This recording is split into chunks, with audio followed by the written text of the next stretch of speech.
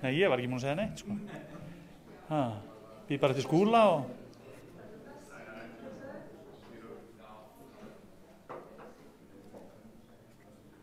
Jæja, gott fólk. Ég held okkur sé ekkert að vanbúna að byrja. Þannig ég byrð bara fólk að grípa kaffibolla eða tebolla og hugsanlega vatn ef einhverjir eru í því. Þannig við bara hefjumst handa. Já, nei. Við erum komin aftur saman í kvöld og öllum að halda áfram fyrirlestraröð sem að vörður fulltrúaráð hefur verið að halda undanfarna þriðjudaga, framtíðarborgin í Reykjavík. Og nú komið að þeim málaflokk sem að líklega snerta flesta, flesta myndi maður ætla, og það eru menntamálin. Og til þess að fara yfir menntamálin höfum við fengið 2 sérfræðinga, menn sem eru með mikla reynslu í öllu því sem tengist menntamálum og menntakerfi. Og það er annars vegar Sölvi Sveinsson sem er skólastjóri í Landakotsskóla. Nú, svo er Ársæll Guðmundsson sem er skólameistari Iðskólans í Hafnarfirði. Þannig að ég ætla nú ekki að hafa hér langa tölu, en ég bendi á það að það verða umræður á eftir erindi þeirra beggja, sem og að þeir sem eru á netinu geta sendt okkur fyrirspurnir á Facebook síðun okkar. Þannig að endilega nótið í hjá ykkur spurningar og svo tökum við þær á eftir. En Sölvi ætlar að byrja og hann ætlar að ræða skólakerfi og svona rekstrarformi í kringum það. Þannig ég segi bara, gjörðu svo vel, Sölvi.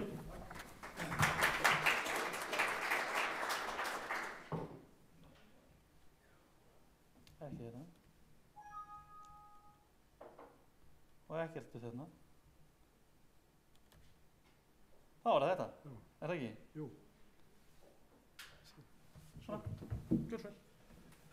Já, komið þið sæl. Ég ætla að tala í 15 mínútur og þess vegna tek ég hérna upp símann, ekki á því að ég vona símtali. Nú, hvað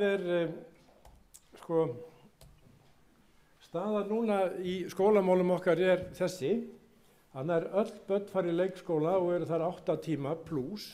Það er sá hópur í leikskólum sem stækkar hraðast. Sá hópur sem minnkar hraðast, það eru þau börn sem eru hálfan dag eða skemur í leikskóla. Hann var meira en helmingur leikskólabarna fyrir 10 árum en er hverfandi núna. 8 tímar plús, fyrir 9 tímar er það sem virðist stefna í. Og við erum með 10 ára skyldu í grunnskóla og grunnskólalögin eru mjög stíf. Menn eru 10 ár í grunnskóla, byrja 6 ára, ljúka á 16 ári. 96% grunnskólanema byrja í framhaldsskóla. Og stærsta vandamál við okkur skólakerfi er að eftir 2 ár eru 25% þeirra hætt án þess að hafa lokið skilgreindu lokaprófi. Og yfir 70, líklega 75% af þeim sem ljúka stúdentsprófi byrja í háskóla. Ég er búin að reyna að finna þessa töludalti nákvæmlega, en sérfræðingar segja að það sé alltaf erfitt að finna hana því að menn byrja ekki kannski fyrir eftir 1 eða 2 ár eftir að hafa lokið stúdentsprófi, þannig að þessi tala er svolítið á reiki. Veikleikarnir hjá okkur eru þessir, fyrst og fremst, það er þetta brottfall sem ég var að nefna, og sömuleiðis úr háskóla. Við erum lengur í skóla fram að stúdentsprófi áður en við heldur en nágranna þjóðir okkar, og öll umræða undanfarin ár hefur verið í þá átt að það þurfi að stytta þetta nám, jafnvel bæði grunnskólan og framhaldsskólan. Framhaldsskólinn hjá okkur er allt of bókmiðaður. Ég gerði athugun á því fyrir nokkrum árum, reyndar 5 eða 6 ár síðan, en ég held að ekki mikið breyst síðan þá, að í stærsta starfsmenntaskóla landsins var 48% áfanga bókmiðaður. Að sjálfsögðu heilmikið af því tengdist fagbóklegum hluta viðkomandi iðnnáms en eigi að síður bókmiðað. Ég held að það sé algjörlega galin stefna sem tíðku hefur verið mörg undanfarin ár að gera þessa miðlægu kjarasamninga. Fyrir grunnskólakennara þá semur félag grunnskólakennara við sveitarfélögin, miðlæga samninganefnd sveitarfélagana það eru allir á sömu launum, framgangur í kerfinu vegna aldurs og aukinnar menntunar, ekkert annað.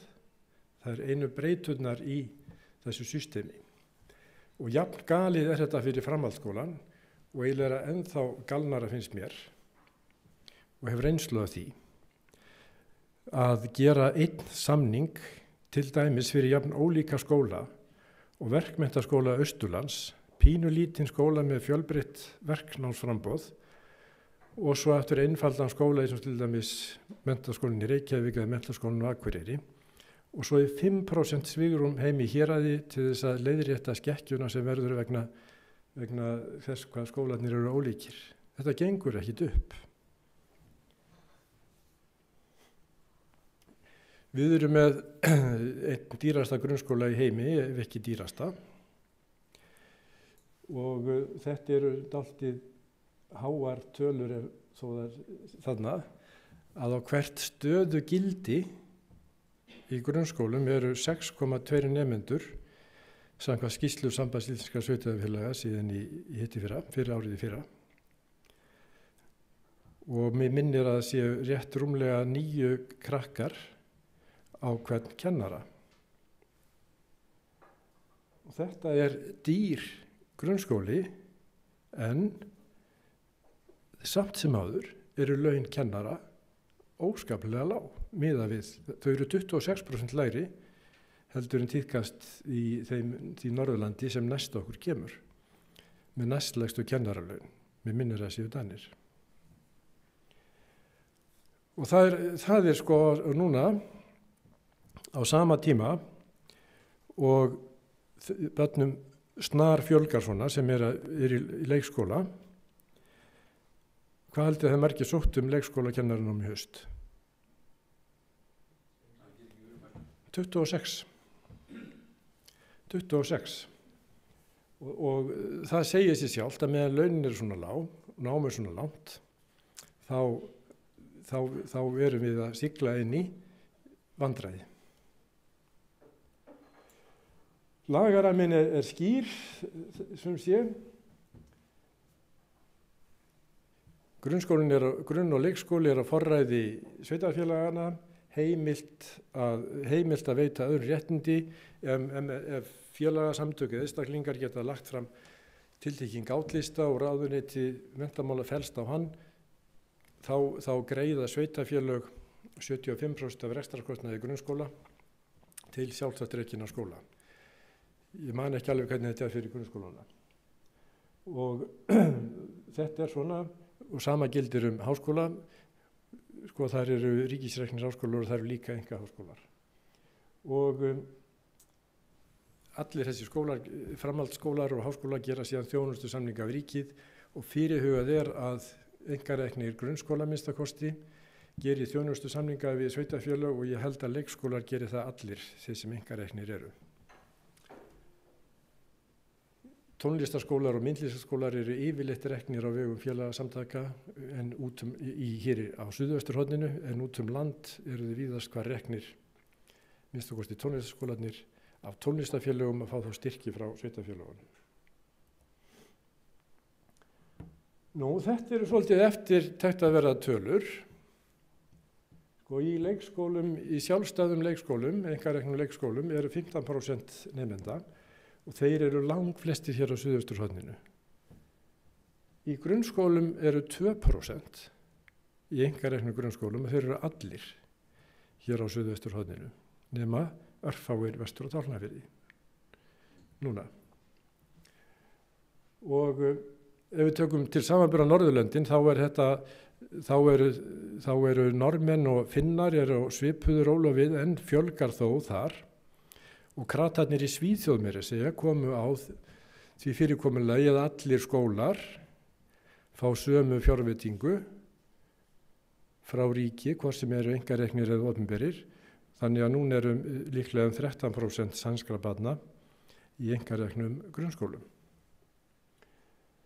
17% framhaldsskólanema ganga í einkarekna framhaldsskóla og þeir eru nú ekki margir en bæði Verslunarskólinn og Tækniskólinn eru stórir og Menntaskólinn í Borgarfirði er ekki stór, Ársæll stjórnaði honum nú frá fyrsta degi en það er hraðbraut hefur verið lokað í bili minnstakosti. Nú tónlistarskólar eru reknir og rekstur þeirra gengur erfiðlega vegna þess að það hefur ekki komist á það fyrirkomulag sem almennur vilji er fyrir að ríkið beri kostnaða framhaldsstígi í tónlistanámi en sveitarfélögin af grunnnáminu. Og þetta veldur því að helmingur nemenda í tónlistarskólum hættir þegar að þeir byrja í framhaldsskóla sem er alls ekki nógu gott.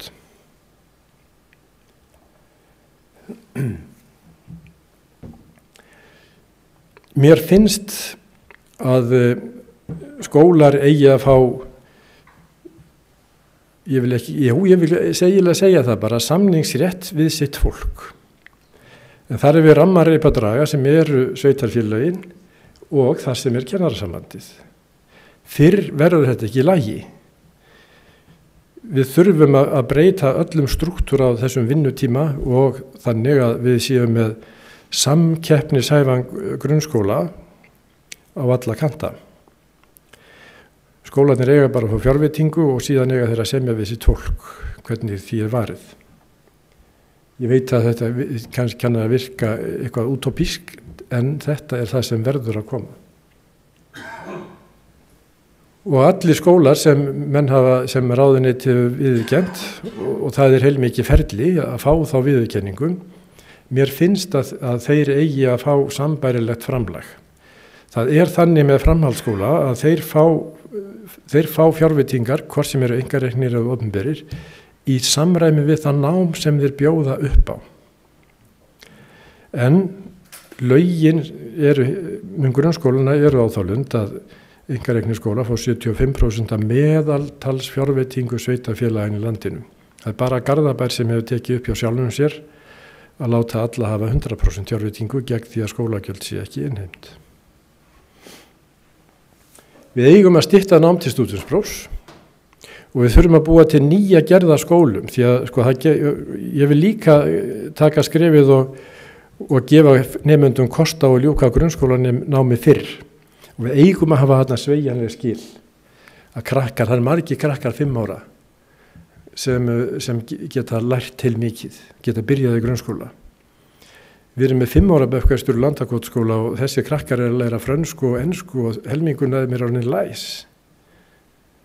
Og þau ná frönsku framburði sem ég náði aldrei með miklu streði í menntaskóluna. Með þessi krakkar syngja á frönsku og eru bara alveg dásamlega þegar þau eru að tala ensku og dönsku svona lítil. Það þarf að búa til skóla sem tekur við krökkunum 13 ára og er með þangað til þeir útskrifuð. Það gengur ekki að stytta grunnskólan og hafa framhaldsskólan óbreyttan. Því að félagslega skrefið frá grunnskóla yfir í framhaldsskóla, það er svo stórt, það er svo langt. Það er ekki nema örfáir sem ráðu við það. Ég reyndi í Versló að taka inn krakka beint úr 9. bekk, það sóttu 27 og ég tók ekki inn nema 13 eftir miklar viðræður við foreldra og börnin en við vorum sammála að það voru bara 13 sem við töldum að hafa félagslega þroskan. Öll höfðu námslega getu. Og starfsnám er hornreka. Það eru allir stjórnmálamenn sem tala um að efla starfs- og verknámi þeir gera ekkert í því. Því miður. Við Júlíus Vífill vorum búinir að stofna hér skóla fyrir nokkrum árum sem heit Listmenntaskóli Íslands og það er nútíma starfsnám. Hann hefur ekki fengið hljómgrunn í hinu háaráðuneyti en skólar út í bæ eru fannir að bjóða upp á nám, Myndlistaskólinn í Reykjavík og það eru 5 til 10 hvert pláss sem er laust í þessu námi. Og þetta er fólk sem fer síðan utan í framhaldsnám, kemur hingað heim og býr til lítil fyrirtæki, 15-20 manna og borgar góður laun. CCP býður eftir þessum krökkum núna, til dæmis. og það þessi lægri status. Ég man eftir pilti sem kom í skólan til mín og með mömmu sinni sem ég kendi fyrir ótrúlega mörgum árum og það var að verið að reyna að pota stráknum minn en ég með skólavist mamma, sagði strákurinn og ég spurði hvað er þetta með skólavist í Vélskólanum. Já, við viljum að vera stúdent fyrst, sagði mamma, og það er þessi virðing fyrir bóknáminu umfram verknámið sem er algjörlega galinn. Og þið munu öll eftir dæminu hérna árið þegar Mogginn gaf Iðnskólanum gömlu prentmiðlum sem þeir voru að hætta að nota. Af því að nafni minn prentarinn enn og hérna. Hvaða skilaboð eru það til starfsnáms í landinu? Og sveigjanleg skil, þau verða að vera því að menn eru ekkit steyptir í sama mót.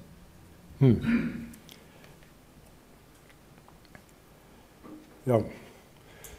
Og atvinnulífið þarf líka að sinna þessu. Ég var í mörg ára að reyna að koma nemendum í starfsnám, bæði hjá ríki og hjá einkafyrirtækjum. Það vildi enginn sinna þessu. Danir eru bara með það, danska vinnumálasambandið og hvað sem við köllum vinnuveitendasambandið, það er bara ákveðin fyrirtæki sem sinna þessu. Hin fyrirtækin borga brúsan. Þannig fáðu öll þjálfað og gott starfsfólk. Ég talaði við forstjóra stórsfyrirtækis hvernig við ættum að endurskipuleggja verslunarnám þannig að það væri eftirsóknarvert og fyrirtækin tækju mark á því. Og hvaða svar haldi ég fengið? Þetta er góðu vinur minn, var forstjóri Hagkaupa. Sölvi minn, kendu þeim íslensku og kurteisi, við kennum þeim hitt. Aðra tillögu var ekki að sækja hafa þeim ranni. Og sko við ætlum að auka ferðamennsku, á hverju byrjum við? Byggja hótel, ekki hugsa staðina, ekki að dreifa fjöldanum, ekki mennta fólk fyrir ferðamennsku, menntaskólinn í Kópavogi sinnir faglega hlutar fyrir þjóna, kokka, leiðsögumenn og fleira, en við viljum ekki læra tungumál. Allar málabrautir í landinu að deyja, en allar athuganir sýna að þeir ferðamenn sem fá þjónust á sínu móðumáli, þeir koma aftur.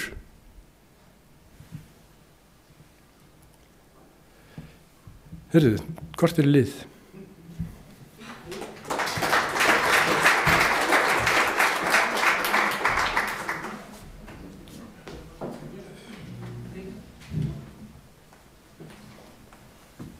Maður er bara svo hissað á þessari tímastjórnin, maður er bara ekki orðið var við þetta, þú ert klálega ekki í framboði. Það er nokkuð ljóst. En takk fyrir þetta, Sölvi. Og ég veit fyrir sjálf mig, það vaknum ýmsar spurningar þegar maður að fara yfir bæði þessar tölur og það sem hugsanlega við þurfum að gera breytingar í menntakerfinu. En við ræðum það nú síðar og eftir. Nú, Ársæll Guðmundsson, skólameistari í Iðnskólanum, hann hér og fara yfir hvernig við getum breytt hugsanlega menntakerfinu. Þannig að það verður áhugavert.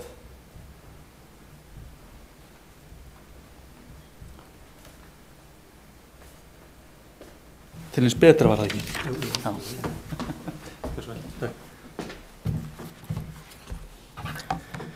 Komið sæl og blessuð, segir maður ekki nær og fjær núna.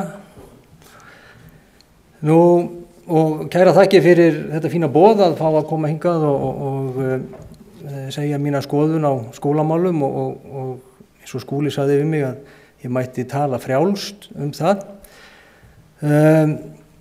Ég ætla að tala lítið reksturskólana, Sölvi hefur gert í mjög góð skil, en fara aðeins í skólaþróun, breytingar, og hvað við mögulega gætum gert til þess að færa skólana aðeins áfram, fram á veg.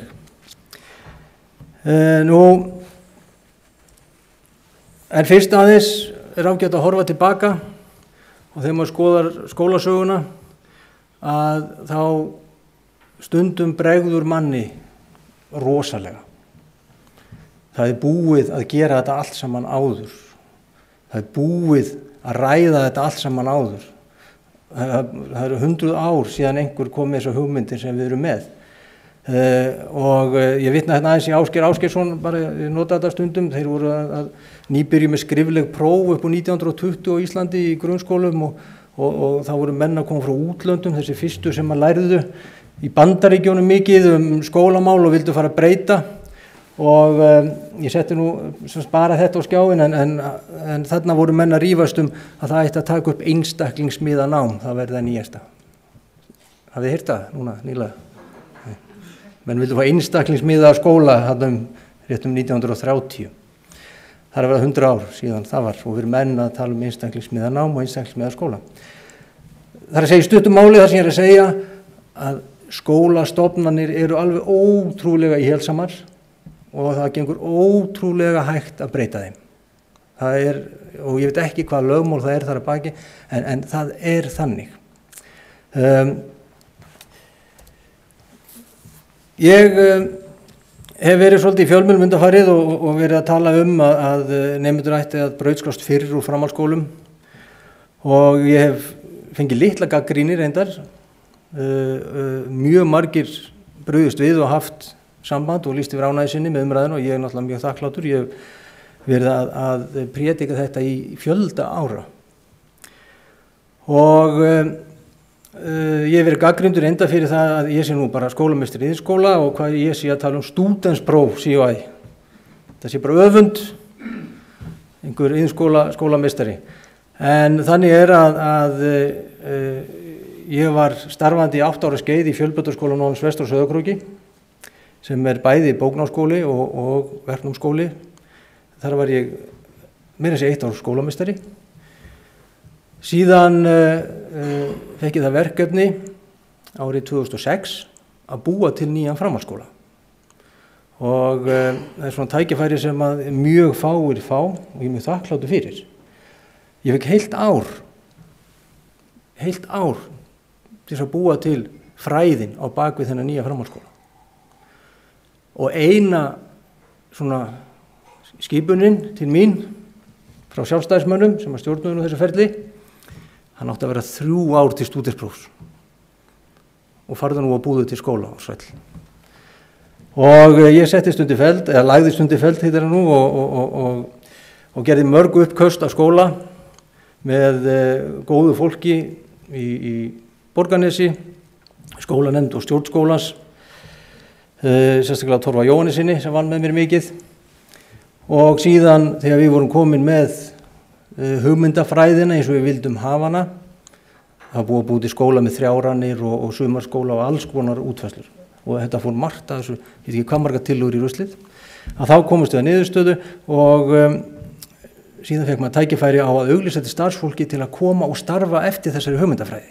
Hugsið ykkur, bara þetta gerist alltaf að maður fá svona tækifæri. Við fengum frábært fólk og fórum á stað 2007. En áður en ég fór á stað og í þessari vinnu, þá hugsaði ég með mér, hvaða nemendur, hvernig nemendur er að koma í þennan nýja framhaldsskóla sem á að vera framúrstefnulegur, hann á að vera öðruvísi, hann á að vera algjörlega í farabróti með nýja hugmyndafræði, því að við ákveðum að ganga alla leið. Það er engar gamlar hefðir að stoppa okkur.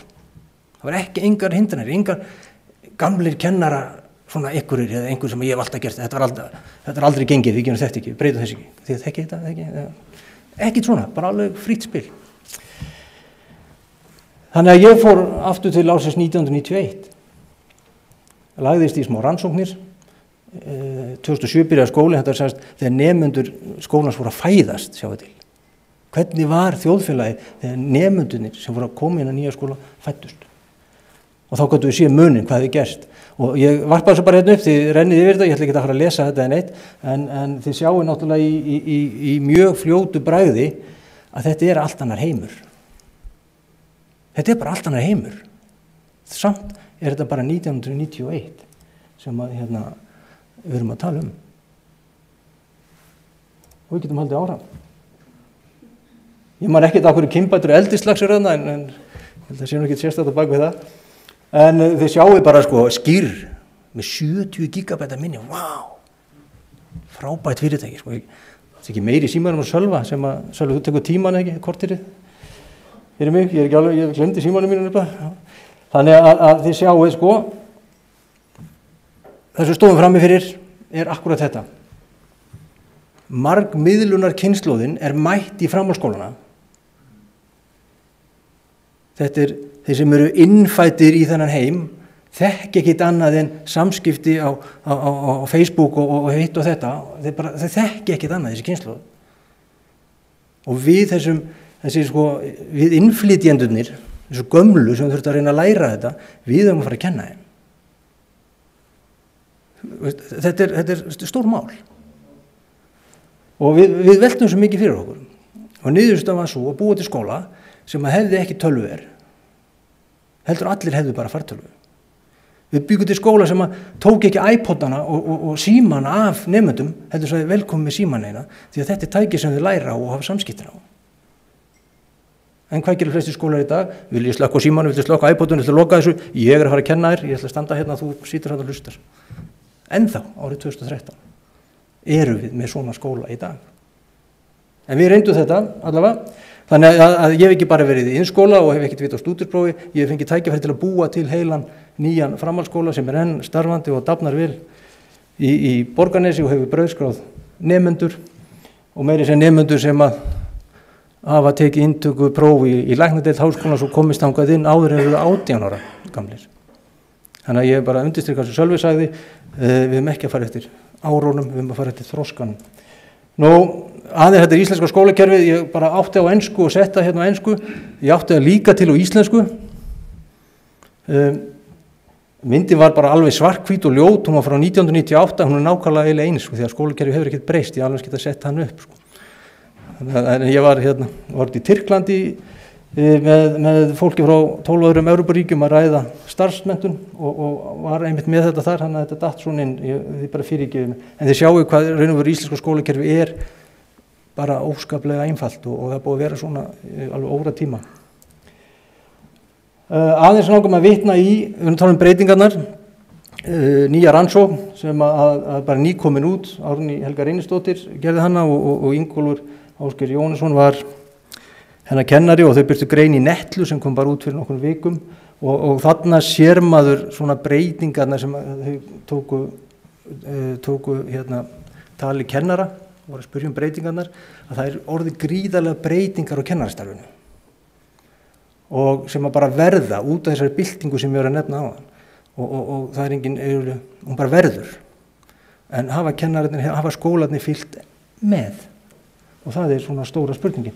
Hér er annar kennari, ég er hættur að nota töflu, þetta er þetta 2013 en ég vona að hafa hætt fyrir 10 árum síðan. Menntaskóli Borgarfjarðar, það sem við gerðum þar til þess að ná þessu á 3 árum þess að nemendur klára stúdentspróf 19 ára að jafnaði. Munið bara jafnaði, þá er kerfið sett upp sem 3 ára kerfi, ekki 4 ár, þegar við vitum að nemendur sumir fljótir, aðrir seinir. Það var í stórum dráttum þetta hér.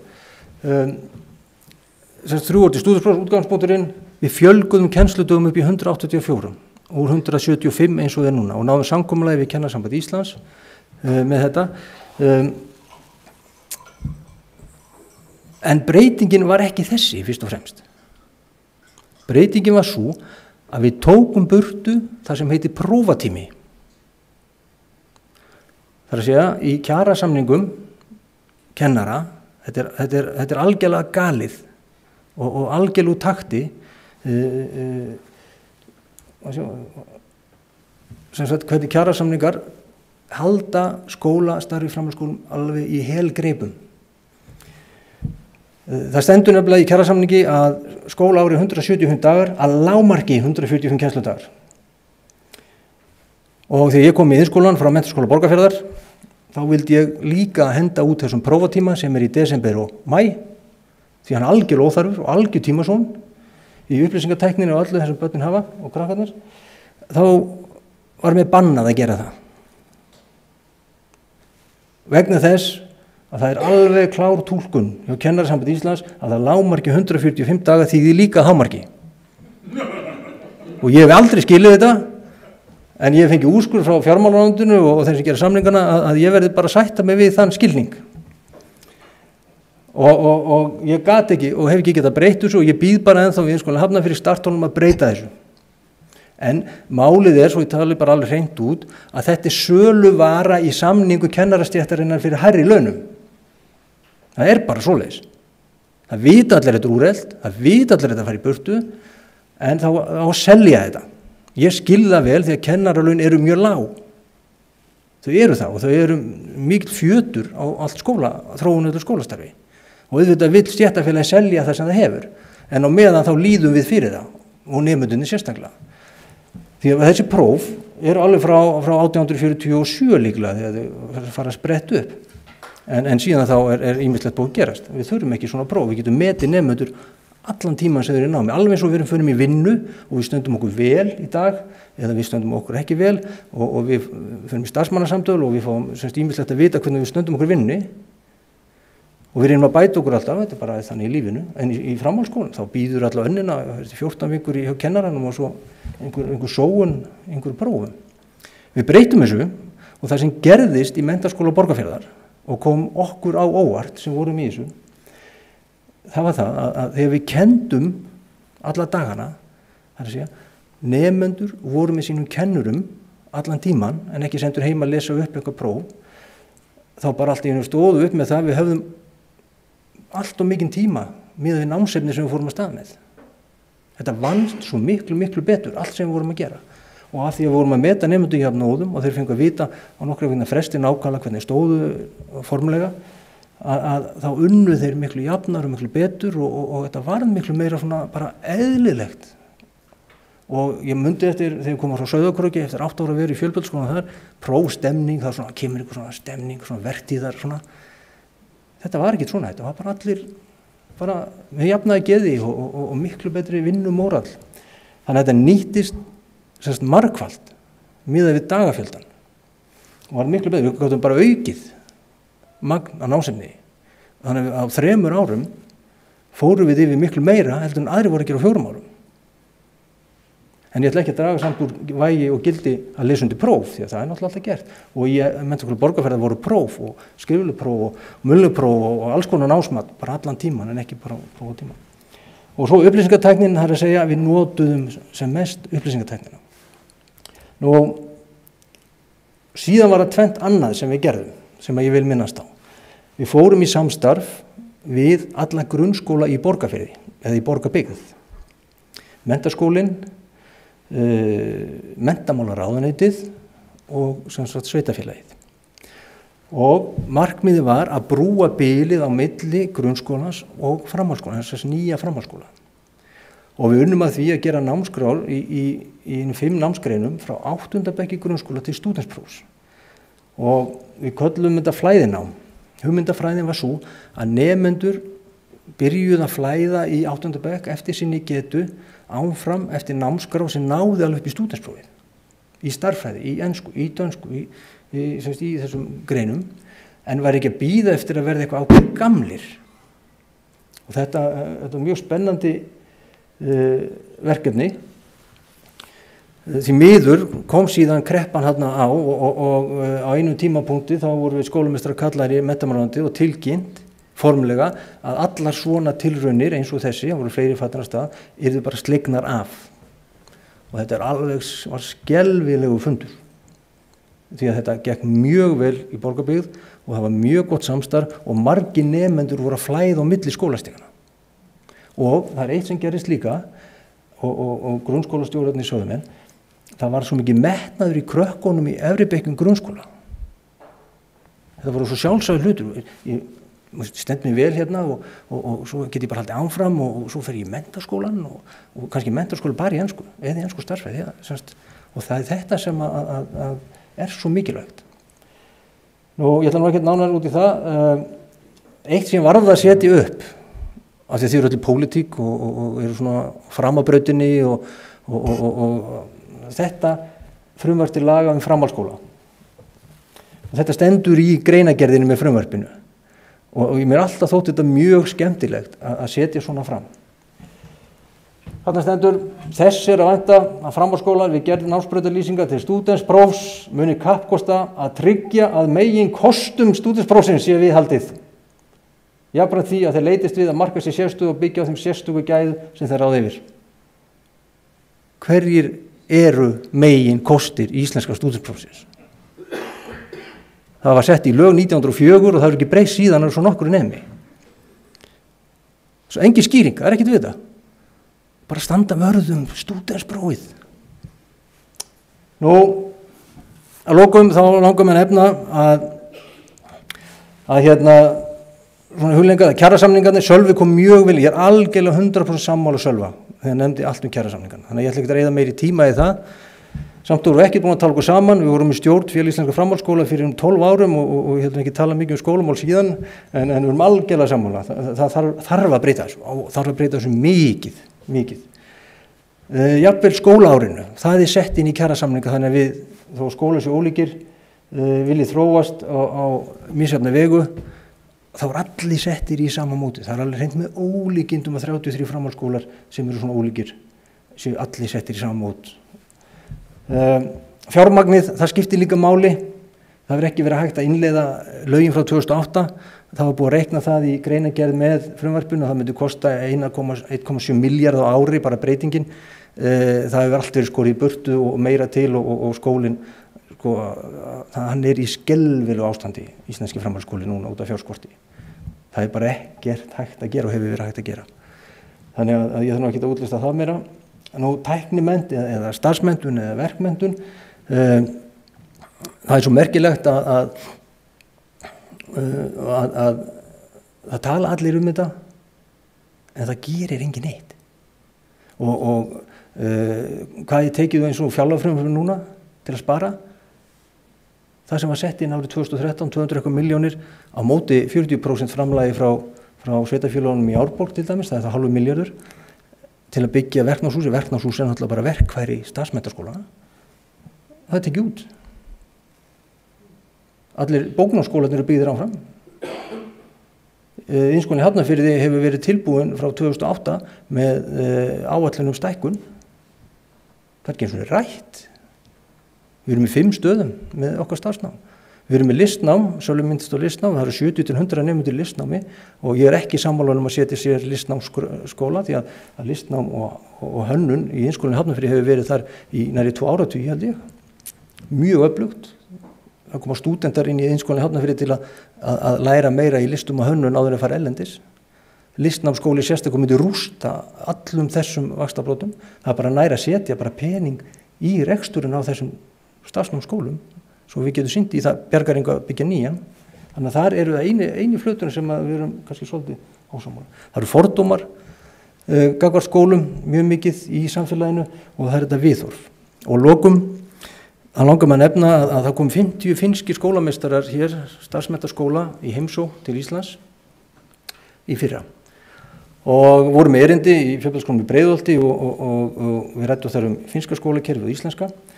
Og þeir sögðu mér spjalli eftir á að ástandi hjá þeim hafi verið árið 1986 til 1990 svipað og hjá okkur í dag. Það sækja nær engir í starfsmenntun, fara allir í bóknám, allir að vera stúdentar eins og Sölvi kom svo vel inn á því við heyrum þetta svo oft. Það kom einn nemandi til mín með yfir 9 í meðlengunum grunnskóla og móðurinn hringdi og spurði hvað það var óvænt að hafa í skólan hjá okkur. En hún ætlaði sko að læra bara sína starfsmenntun. Þetta er foreldrarvandamál, þetta er viðhorfið. En þeir sögðu, við ákváðum að breyta þessu viðhorfi í samfélaginu. Og til að breyta viðhorfi hjá fólki, þá þarf þetta að breyta hvað það sér og hvað það finnur. Þú breytir ekki viðhorfi með því að segja því að breyta viðhorfi. Við segjum ekki börnum að þroskast, við þurfum virkilega að vinna og hafa fyrir því að hjálpa þeim. Eins það með skólana og þeir fóru þá leið að þeir byggðu glæsileg, flott verknámshús, starfsmenntaskóla með góða aðstöðu fyrir nemendur, góða félagsaðstöðu, góð mötuneyti, þrifalegt, stór vegstæði, fína vélar og bara gerðu þetta flott. Þannig að þegar fólk sá verkmennta starfsmenntaskólana þá var eftirsóknarvert að vera þar. Það var flott félagslíf, flotti skólar, velhugsaðir nemendur og núna fara mikill meiri hluti nemandi úr grunnskólum í Finnlandi í starfsmenntaskólana en ekki í bóknámið. Þannig að þeir hafa rétta eftirspurn og þörf og allt í sínu skólakerfi. Þetta er alveg kolvitlaust hér á Íslandi og reyndar víða í Evrópu. Það er ekki bara á Íslandi, þetta er vandamál víða. Þannig að við þurfum, ef við ætlum að gera eitthvað, þá þurfum við að hafa einhvern kjark. Það er það sem vantar. Nú, erum við að finna upp hjólið, eða erum við að fara ótrúnar slóðir? Það er að spyrja okkur að þessu. Hvað erum við að gera? Við þurfum náttúrulega, ef við ætlum að fara í svona vegferð og breyta einhverju, þá þurfum við að hafa jákvætt viðhorf til verkefnisins.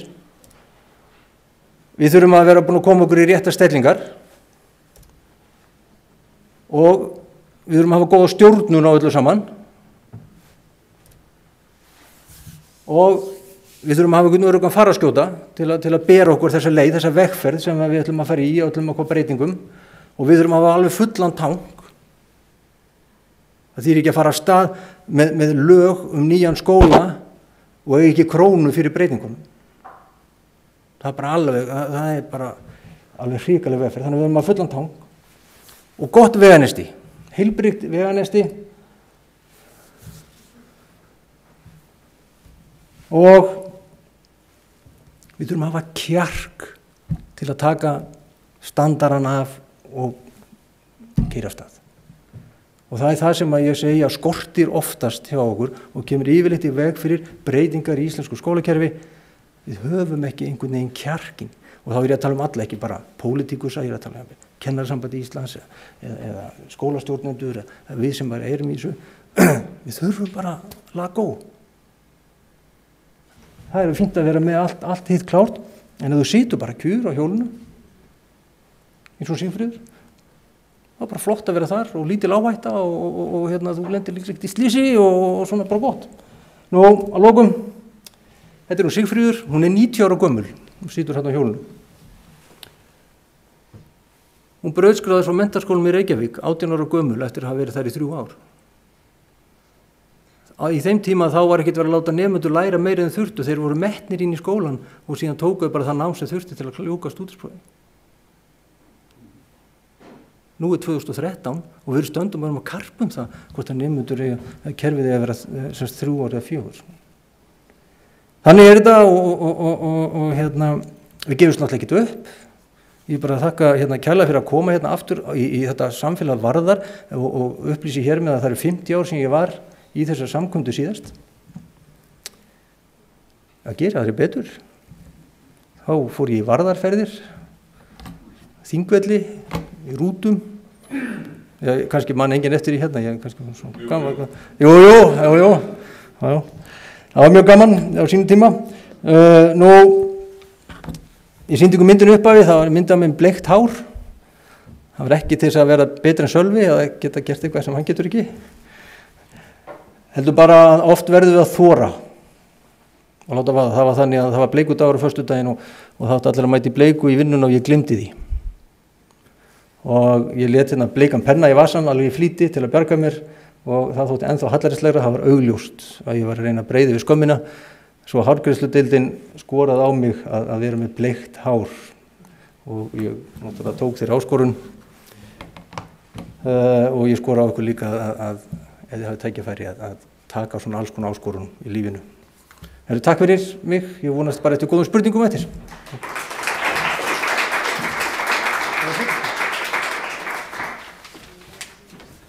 Takk fyrir þetta Ársæll, fróðlegt og skemmtilegt. Ég vil einmitt biðja Sölvum að setjast hér upp. Ég treysti því að hér séu einhverjar spurningar út í salnum. Það er í það minnsta rignir inn spurningum á netinu, þannig að og það er skemmtilegt. Og það er gaman að geta sagt frá því þegar Ársæll talar upplýsingatæknina og fólki sem er svona netvætt, að það er líklega fólki sem situr heima hjá sér í dag vegna þess að það er yfir 100 sem eru að horfa á fundin í þessu streymi sem við höfum. Þannig það er nú svona veruleikin sem við erum í dag, að það er alltaf að fjölga þeim sem að kjósa það að sitja í sófanum heima og horfa á þetta í sjónvarpinu, en fara ekkert endilega á staðinn, enda vitum við það að skattur og eldsneyti er allt og hár. Það hlýtur að vera það sem að tefur. En Júlíus Vífill var búinn að óska eftir að bera upp spurningu, gerir ráð fyrir.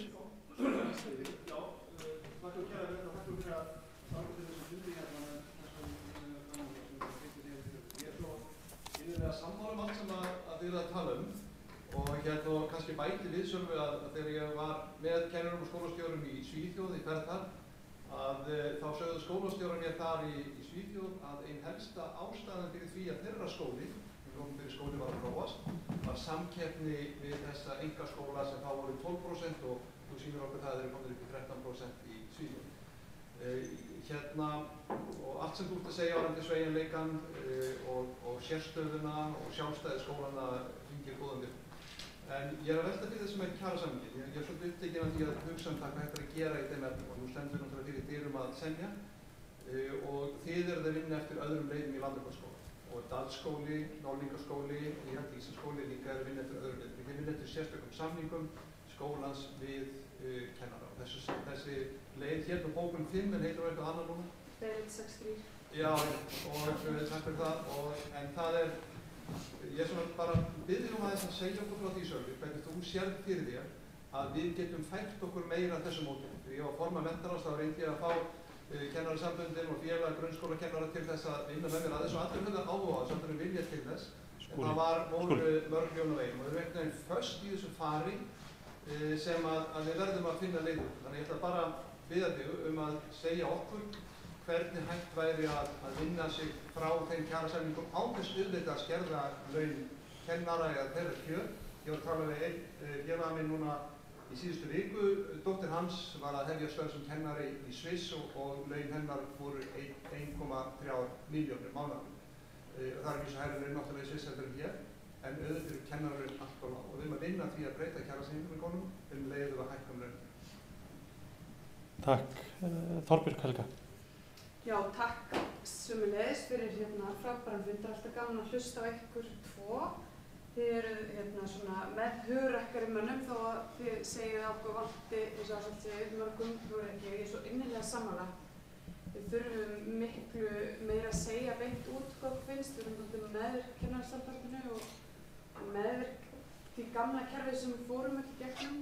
Ég er aðeins með spurningu varðandi kjarasamningana.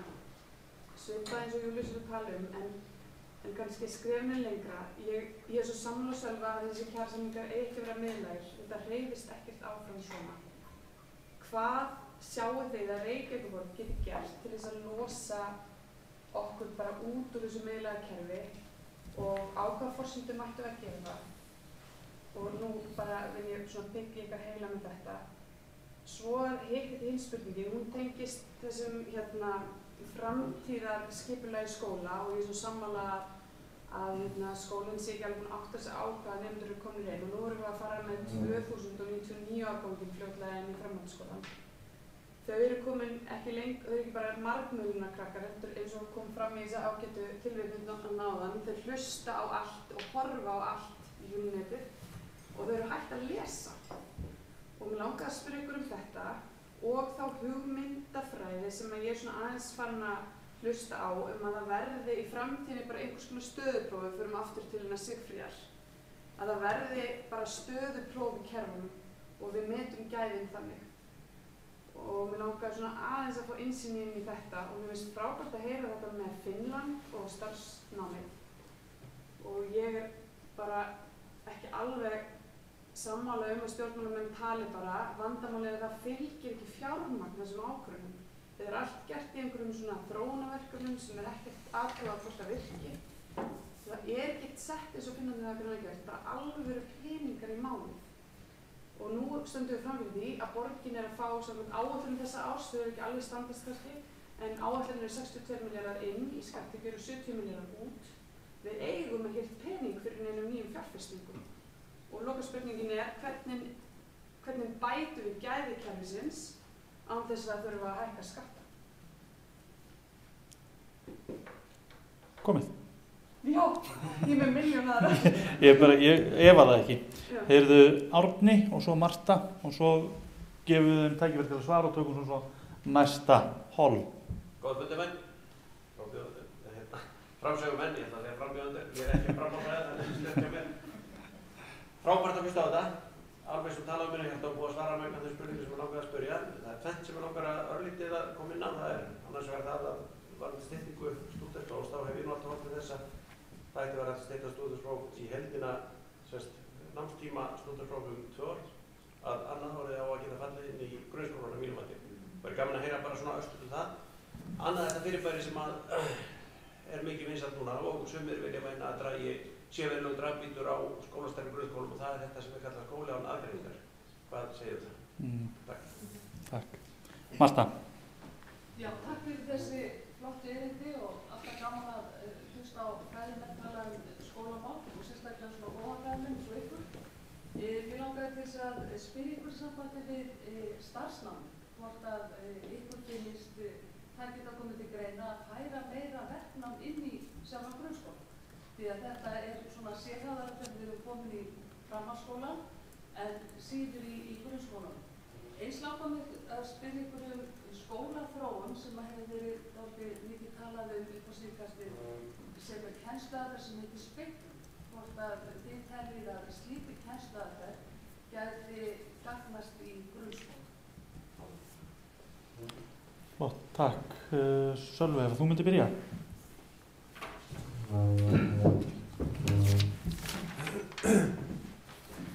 Fyrst með það sem þau við hvað Júlíus Vífill og Þorbjörg Helga og þetta er langtíma markmið að klára svona mál, að færa samninga út í eða gefa skólanum meira svigrúm til að semja við sína starfsmenn. Mér finnst það ekki boðlegt í nútíma samfélagi að svona miðstýring, þetta er miðstýring og hún tekur all völd á stjórnendum skólana menn hafa sömu laun hvort sem þeir eru góðir starfsmenn eða sæmilegir eða lélegir. Starfsmannalögin gera það verkum að menn eru ótrúlega fastir í sínu starfi hvernig sem þeir standa sig og þurfa að brjóta alvarlega af sér til þess að hægt sé að víkja þeim frá og það er mjög erfitt innan skóla að færa menn til í starfi. Það er bara ekki þannig vinnustaður.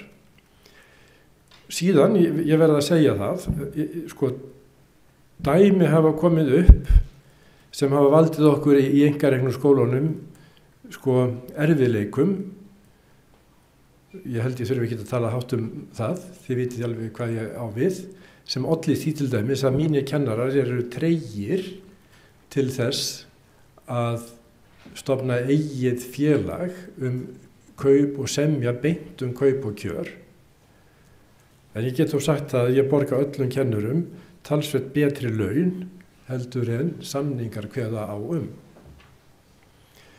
Og auðvitað verður maður að fara þar eftir frammistöðu. Ég veit að forysta kennarasambandins hefur sagt að þá kemur alltaf þetta orð geðþótti stjórnenda, þið hafið heyrt það kannski áður. Sko, en það er ýmsir mælikvarða sem hægt er að leggja á það, hvernig starfsmenn vinna. Það er jafningjamat, það er sjálfsmat, það er hvernig nemendur líður, það er viðhorf foreldra og svo framvegis, bæði í grunn- og framhaldsskólum. Þannig að þetta er framtíðarmúsík, en við þurfum að halda þessu stöðugt á lofti til þess að ná þessum markmiðum fram. Sko, það verður að koma meira fé í grunnskólan og sérilagi í framhaldsskólan, þó að grunnskólan okkur sé dýr. Og ég hef búin að huglega það mikið eftir að ég byrjaði í grunnskóla að kenna eða starfa. Sko, það er eitthvað skrítið í samfélagi hjá okkur. Sko, hvað hefur breyst sem veldur því að það eru 3 drengir á mánuði greindir innhverfir? 3 drengir á mánuði og 1 stúlka á móti hverjum 10 strákum.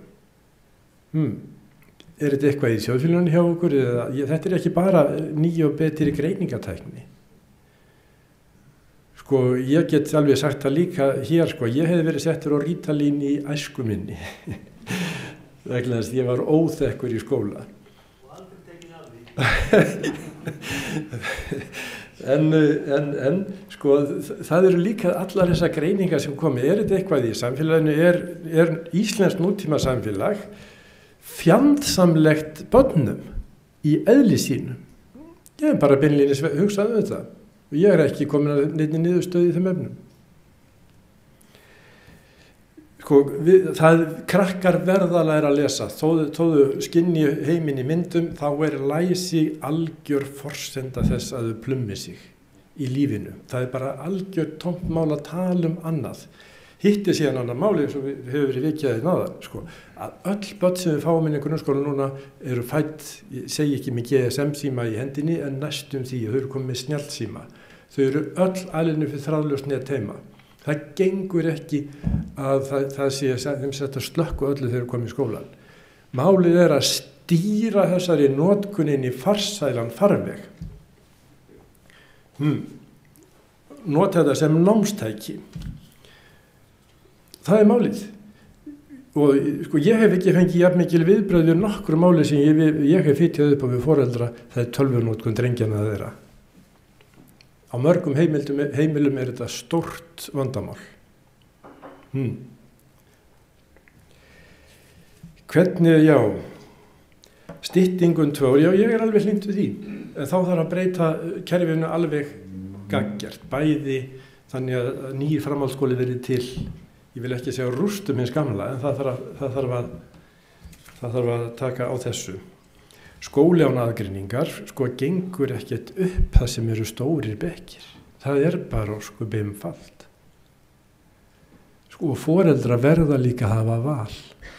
Sko, eitt barn sem á við einhverja föllun að stríða getur þrifist vel í almennum skóla, en jafn mörg vilja fara í sérskóla. Og það verður að vera svoleiðis.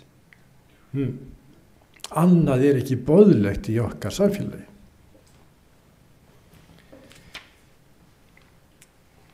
Starfsnáminn í grunnskólan, sko, það á að byrja að fræða börnin okkar miklu fyrr starfsval heldur en er gert. Núna er stokkið til í 10. bekk. Búin heilagur, það þarf að byrja þetta markvisst og fyrr. Ekki endilega að krakkar loki einhverjum hurðum, skelli hurðum á eftir sér með því að velja eitt og annað. Það gengur ekki. Ég skil vel að menn fari seinna og byrji eldri í tilteknu starfsnámi af því að þeir þurfa að máta sig við mjög sérhæf störf. Ég geti bara tekið dæmi af konunum mínum í heilbrigðisskólanum í Ármúla. Það sem voru 300 þegar ég hætti, það voru 300 konur og 2 strákar í heilbrigðisnámi. Sko, meðalaldur var 29 ár. Þá er fólk búið að finna þetta vill að læra og þetta passar því. 16 ára, það eru fáir 16 ára krakkar sem geta valið svona sérhæfð störf eða nám sem er svona sérhæft og leiði til svona sérhæfð starfa. Ég skrifaði nú grein Hjálmar vinur okkar, Árnason, hann fær svona fix idea á 10 ára fresti. Og eina af þessum fix idea hjá honum er þessi speglaða kennsla og ég svaraði nú, sko, spegluð kennsla er bara vandað og gott fjarnám. Og það sem illu hilli var skorið á henni var alveg ótrúlega góð viðbót við það námsframboð sem er í landinu og tala nú ekki hvað það gerði mikið fyrir þennan sveigjanleika sem var milli skólastigana en maður hent út úr gluggann. Heyrðu, meira ætla ég ekki segja.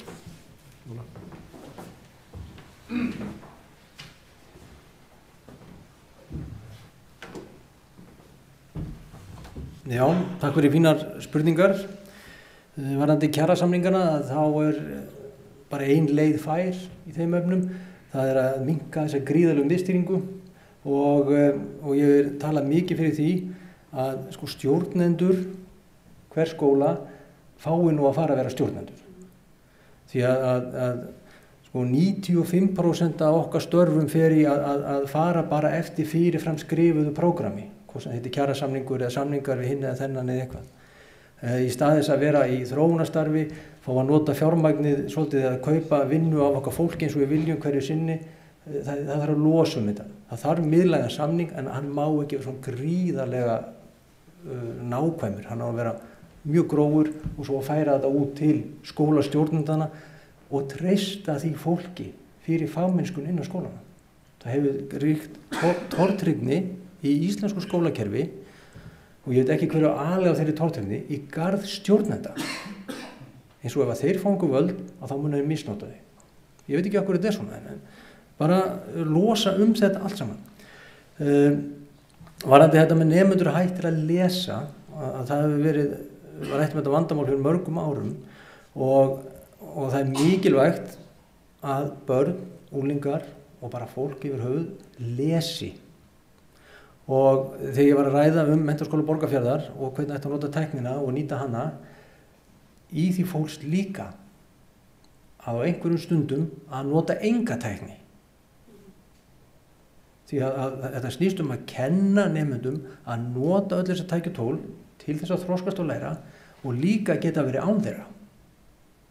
Þannig að það má ekki taka, það er ekki annarkvort slökkt eða kveikt. Þannig að í því felst líka að nemendur, og ég man því að ég var að kenna í Borgarnesi, ég kenndi stærðfræði, að þá stundu voru tíma þar sem enga tölvu voru og engin tæki, heldur við sátum bara og í hópum og nemendum voru að leysa bara verkefni á gamla máta. Saman í hópum. Þá var hitt bara ekki til staðar. Þannig að það er jafn mikilvægt eins og að nota tækin. Bara svo því sé haldið til haga. Mér fannst alveg frábær spurning frá Þorbjörgu og ég sá alveg fyrir mér að nú ætluðu allir frambjóðendur að fá svörin og fara með þau. Hvernig bætum við kerfið á þess að hækka skatta? Við fengum mikil völd við Sölvi að svara þessari spurningu. Þú verður að gefa mér nokkra daga til að svara þessu, en þetta er náttúrulega alveg galdra svar ef maður hefði það. Því að í því felst alveg miklu meira heldur en akkurat spurningin hljómar. En að bæta kerfið, það er náttúrulega í því felst að við þurfum að breyta því, við þurfum að gera hlutina kannski öðruvísi, en svo er alltaf handleikur hvort það kosti eða kosti ekki. Sumt getur kostað og annað ekki, þannig að þetta er svo margslungin spurning að hoppa yfir hana. Sölvi gerði það líka, hann svaraði þess ekki. En varðandi stytta 1 ár eða 2 ár, þar sé 18 ára eða 19 ára í löndunum í kringum okkur, þá eru nemendur að brauðskast 18 ára og sumi 19 ára, það er svona misjafnt. Og ég sé alveg fyrir mér, það geta alveg þessan árið 18 ár sem líkur stúdentsprófi, það fer allt eftir hvernig okkur tekst að nýta tíman fram að þeim tíma. Bæði í grunnskóla og framhaldsskóla, það verður að skoða þetta í heild sinni og leikskólan með. Og alveg frábært þegar Sölvi var að lýsa því, krakkarnir að tala frönsku. Það er svona ung, auðvitað að kenna tungumál sem fyrst, þá er það móttækilegust. Nú, skála án aðgreiningar, ég held að það sé ekki skóli annarkvort eða. Það sérskólar verða að vera til og það er alltaf þannig að finna jafnvægi þarna á milli, stundugöngu og langt í báðar áttir, finnst mér. Þannig að þetta er bara eiginlega úrlausnarefni og túlkunaratriði á hverjum tíma. En við höfum ekkert verið feimin við að taka þessa umræðu. Varðandi starfsnámið í grunnskólum, sem er mitt svolítið hjartans mál, þá er ein af ástæðum þess að nemendur úr grunnskólum velja sjaldan starfsnám er að þau fá ekki neina kynningu á starfsnámi í 10 ár. Það er búin við 10 ár í grunnskóla og hverjum þetta þau velja starfsnám nema bara foreldrarnir séu að vinna við starfsnám. Og það sem við gerum í innskólanum í Hafnarfirði, mér langar bara að nefna hér að við fórum á stað í fyrra með tilraun. Við buðum upp á starfsnám fyrir grunnskólanemendur í Hafnarfirði. Og já, kannski gott að þið í Reykjavík fáið að heyra þetta. Í samvinnu við Hafnarfjarðarbæ. Grunnskólarnir þurfa að borga val nemenda. Og við ákváðum í Hafnarfirði að bjóða upp á þetta val. Þannig að nemendur, þeir eru ljúka 9. bekk og eru að fara í 10. bekk, þá velja þeir, geta valið 5 greinar, rafmagn, tré, málm, listir og pípulagnir og þau velja 3 af þessu og fara 6 vikur í hvert. 6 vikur. Einu sinni í viku, 3 kennslustundir. Og við byrjum sem tilraun. Ég hafði prófað þetta á Sauðárkróki árið 2000 og það gekk vel og mér langaði að gera þetta í Hafnarfirði líka og við fórum að stað með þetta. Og við byggumst í 40 nemendum sem myndi velja þetta að þeir eruðu 70. Og þarna komu krakkar og að þau voru í 6 vikur og með úrvalskennara, frábæra vegstæði. Það er ekki hægt að gera svona grunnskóla, algjör óþarfi að setja þetta í hvern grunnskóla, ekki gera það, allt dýrt. Og þannig smíðuðu sér til hluti sem að þau gáttu sjálf svolítið ráðið Ég man að strákarnir gerðu svona skateboard eða hvað hjólabretti og fóru svo bara út á þeim, æðislegt, eitthvað nytjahlutir, bara smíðuðu, beygðu tré, Þau voru að sjóða í málminnum og svo fór í hálfgreiðsluna og kynntust öllu saman og svo þegar velja í lok 10. bekki þá hafa þau prófað þetta á eigin skinni sem þau fá ekki í grunnskólum. Semjiði við skólan hérna í Reykjavík, þetta er alveg frábært og við gerum þetta aftur núna og vitið hvað? 115 nemendur sóttu þetta. Æðislega ánægilegt, svolítið óþægilegt, við þurftum að púsla svolítið saman, mikil kennsla og þetta er frábært að fá þess að krakka, 100 grunnskólakrakka inn til okkar einu sinni í viku, þau koma inn í skólan, kynnast verkstæðunum og öllu saman og þegar þau fara að velja þá hafa þau kynnst iðngreinum. Aðra kynningu nánast fá grunnskólakrakkar ekki á 10 árum. Þetta er góð hugmynd fyrir ykkur. Endilega skoðu þetta, ég meina það þarf kvótera að borga kennaralaunin, iðnskólinn leggur til allt saman annað heldur en launin, hann er bara greiða þau og þetta er algjörlega kaups og við lítum á þetta bara sem markaðssetningu og þjónustu við samfélagið og leggjum okkur alla fram. Já, þetta er nefnilega alveg frábært að gera og nota tæki, þau eru svo dýr þessi tæki, það er ekki hægt að fara að setja þetta í alla grunnskóla. En þau eru þarna til staðar og kennararnir, þekkingin og allt saman. Þannig að gera þetta. Kannski nefnaði við líka með nefnendur Háskóla Íslands hjá okkur. Þeir koma verkfræðingar úr vorin í 6 helgar í röð að læra rennismíð og svona. Það er alveg gleymd í skólagöngunni og það er mjög gaman líka þegar þeir koma til okkar. Nú, varandi kennarann og þetta bara aðeins sem er mjög mikilvægt atriði að við þurfum að losa burt eitthvað sem kennsluskyldu og fara að ráða svolítið hvað kennari gerir honum stöf. Þessi kannski kennir bara lítið, hann er svo færi að gera eitthvað annað, þessi getur ekkert gert niður með að kenna og láta maður bara kenna og þetta meta þetta. Losum þetta að fara með þetta heim til hvers skóla. Nú, svo langar mig að nefna aðeins, bara svona til gamans. Ég er oft myndur á þetta sjálfur þegar ég sé óþekktar ormana sem maður nenni ekki að læra og vera að hamast í tölvuleikjum og maður náttúrulega á að vera reiður og fara að segja að maður fara að læra.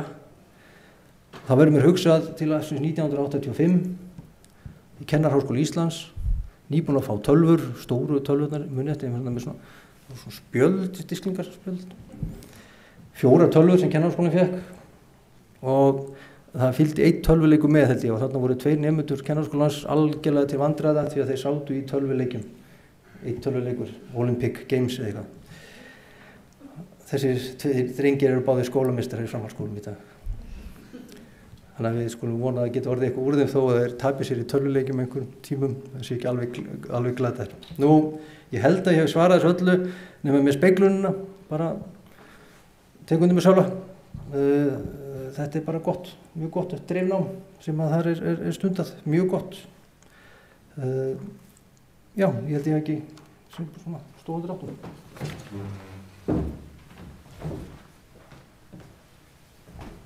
Flott þá tökum við næsta hóln. Ég ætla bara að fara að loka fyrir spurningar, nema einhver gefur mjög snöggt merki, stekkur þó upp og hrópar hátt.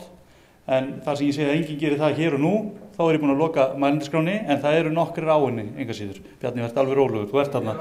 Heyrðu en Guðmundur. Já, Guðmundur Edgarsson ég hef kennt í bæði framhaldsskólum og háskólum 25 ára skeið, þannig ég hef búinn að hugsa aldrei þessi mál og lesa mikið menntamál annars líkt. Og ég er á því, eins og kannski margir frjálshyggjumenn, við erum ekki margir hér á landi sem er á þeirri línu, kannski örfáir hér í þessu flokki, að því meiri einkavæðing því betra. Það losar með þessa miðstýringu og það leiðir til miklu meiri fjölbreytni, miklu meiri samkeppni og við skulum ekki gleyma því að við verðum alltaf að tala jafnrétti óháð efnahag. Að hvaða jafnrétti það að vera með einstakt skólakerfi og stór hópur fólki nýtur sín ekki þar og þarf að hætta nám kannski 15-16 ára gamall. Og það þarf samt að borga skólagjöld gegnum skattana sína alveg þangað til að drefst. Er það jafnrétti? Þannig að við þurfum að hugsa þetta jafnrétti frá þeirri hlið líka. Þess vegna er mjög ánægður að heyra að það er svona vilji til þess að horfa meira til einkaframtaksins hér í þessum sal hér. Og þá ætla ég að spyrja blessaða stúdentsprófið. Við höfum svo miklu áhyggjur af því að allir allir bóknám og foreldrar vilja pressa krakkana sína að vera stúdenta og svo framvegis. Við vitum það að stúdentspróf hefur verið rosalega sterkar stöður og sterkar ímynd í huga fólks. En ég spyr til hvers er þetta stúdentspróf? Þetta leiðir ekki til neinna starfsréttinda. Það er fullt af háskólum sem að taka við krökkum með kannski viss magn af stafsfráfangum, eða elsfráfangum eða tungumálum og bara beint í háskóla. Þannig að ég held að það sem við erum að gera til að losa þetta, það er bara að taka þetta stúdentspróf af. Þú getur farið í framhaldsskóla og lært það sem að dugar til þess að fara kannski í tilgangi sérhæft háskólanám eða í iðnnám. Til hvað er þetta stúdentspróf? Ég bara spyr. Þannig að það er gaman að fá svör eitthvað við þessu. Ég heyri það er komið efni í annan fyrirlestur en gott og vel. Lára. Já. Ég heiti Lára og takk fyrir að segja þetta nokkur orð. Ég er grunnskólakennari í Vottaskóla og það sem ég er á nóttina þegar ég er ekki bara að kjáma starfa mitt. En ég get eitthvað sér sagt það því ég byrja bara að kenna í vetur. Ég er búin að vera í fullorðinsfræðslu í mörg ár að það komir rosalega margt á óvart. En mér langar að vita ykkar svona skoðun á þessu árangurstengda námi. Ég var í skóla sjálf, þá vorum við svona getuskipt bekkjunum og ég er að kenna íslensku og dönsku og í íslensku eru 2 bekki, 10. og 8. bekkur árangurstengt er þetta kallað, ekki getuskipt og síðan er við 9. bekk sem er blandaður og það er miklu meiri áskorun að koma námsefni til skila og fá bekkning til að vinna með svona blöndum bekkning. Við veitum hvað álit þið hafið á svona getuskiptingu, árangurskiptingu. Svo langar maður að vita hvað álit þið hafið að framhaldsskólar að nefndi geti valið forritun sem 3. tungumál í staðan fyrir tungumál og í sambandi við starfsnám að ég heyrði skólameistarinn á Akureyri einu sem minnast á það að þetta væri erfitt hér vegna þess að tækninni fleygir svo fram að það er svo erfitt með tækjakaup og fjármagn í það. Sjálf er ég iðnmenntuð í upphafi og þegar ég fyrir mitt háskólanám að þá þýddi ekkert að fara inn í háskóla nema ég tæki stúdentspróf. Ég hafði rekið mitt eigið fyrirtæki og með fólk í vinnu og sjáum þetta í mörg ára en það var nægði ekki til þess að ég kæmist inn í að vera grunnskólakennari. Ég þurfti að fara í MH og bæta við mig ákveðnum fögum og ég spyr að þið eru að tala mati á verkmentum var hún raun og verið metin með að við þetta stúdentspróf sem að tvítið bara að klára flesti. Takk Lára. Björn Jón.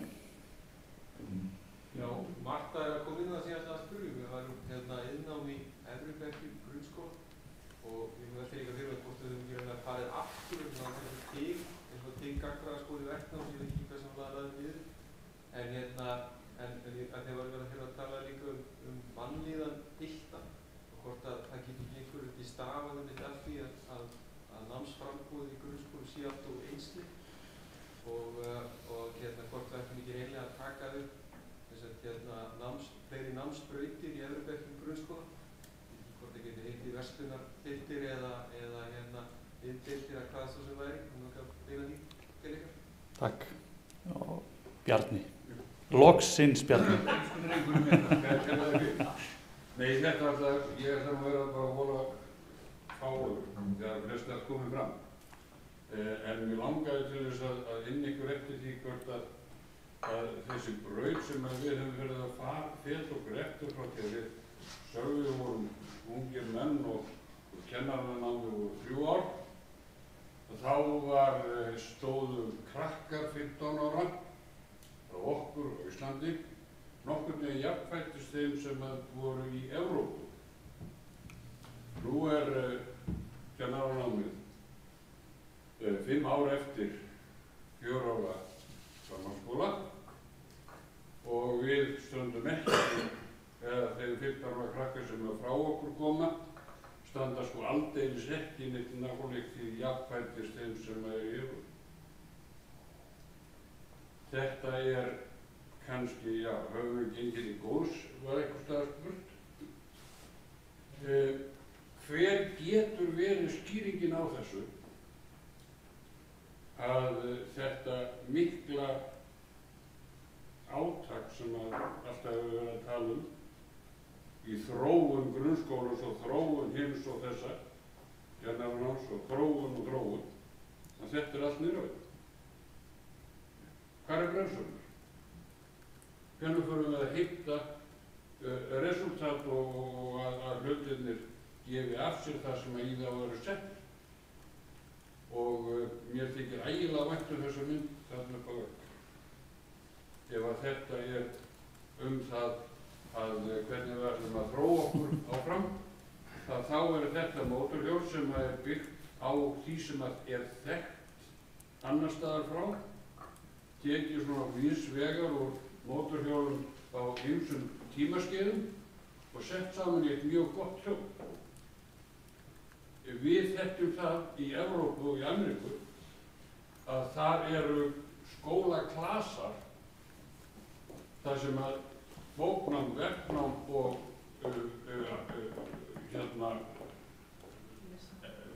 alls konar nám á eins takmörkuðu svæði sem hægt að hafa og þar myndast svona fórum milli allra þessara nemenda. Þau kynnast inn á við og mynda tengsl sem eru svo nauðsynleg fyrir fólki þegar þeir fram í lífið. Þegar það kom minn aldur og það veitir maður fjöldan af fólki saman með mann í grunnskóla og svo menntó og svo þorskóla. Takk fyrir þetta. Takk fyrir þetta, Bindi. Það eru svona cirka 34 spurningar eftir. Ég ætla að hleypa ykkur að núna og svo tökum við síðustu lótuna og svo klárum við þetta hér í kvöld. Eigum við ekki að lifa Ársæl að byrja núna og svo Sölvi, Ársæl. Jú.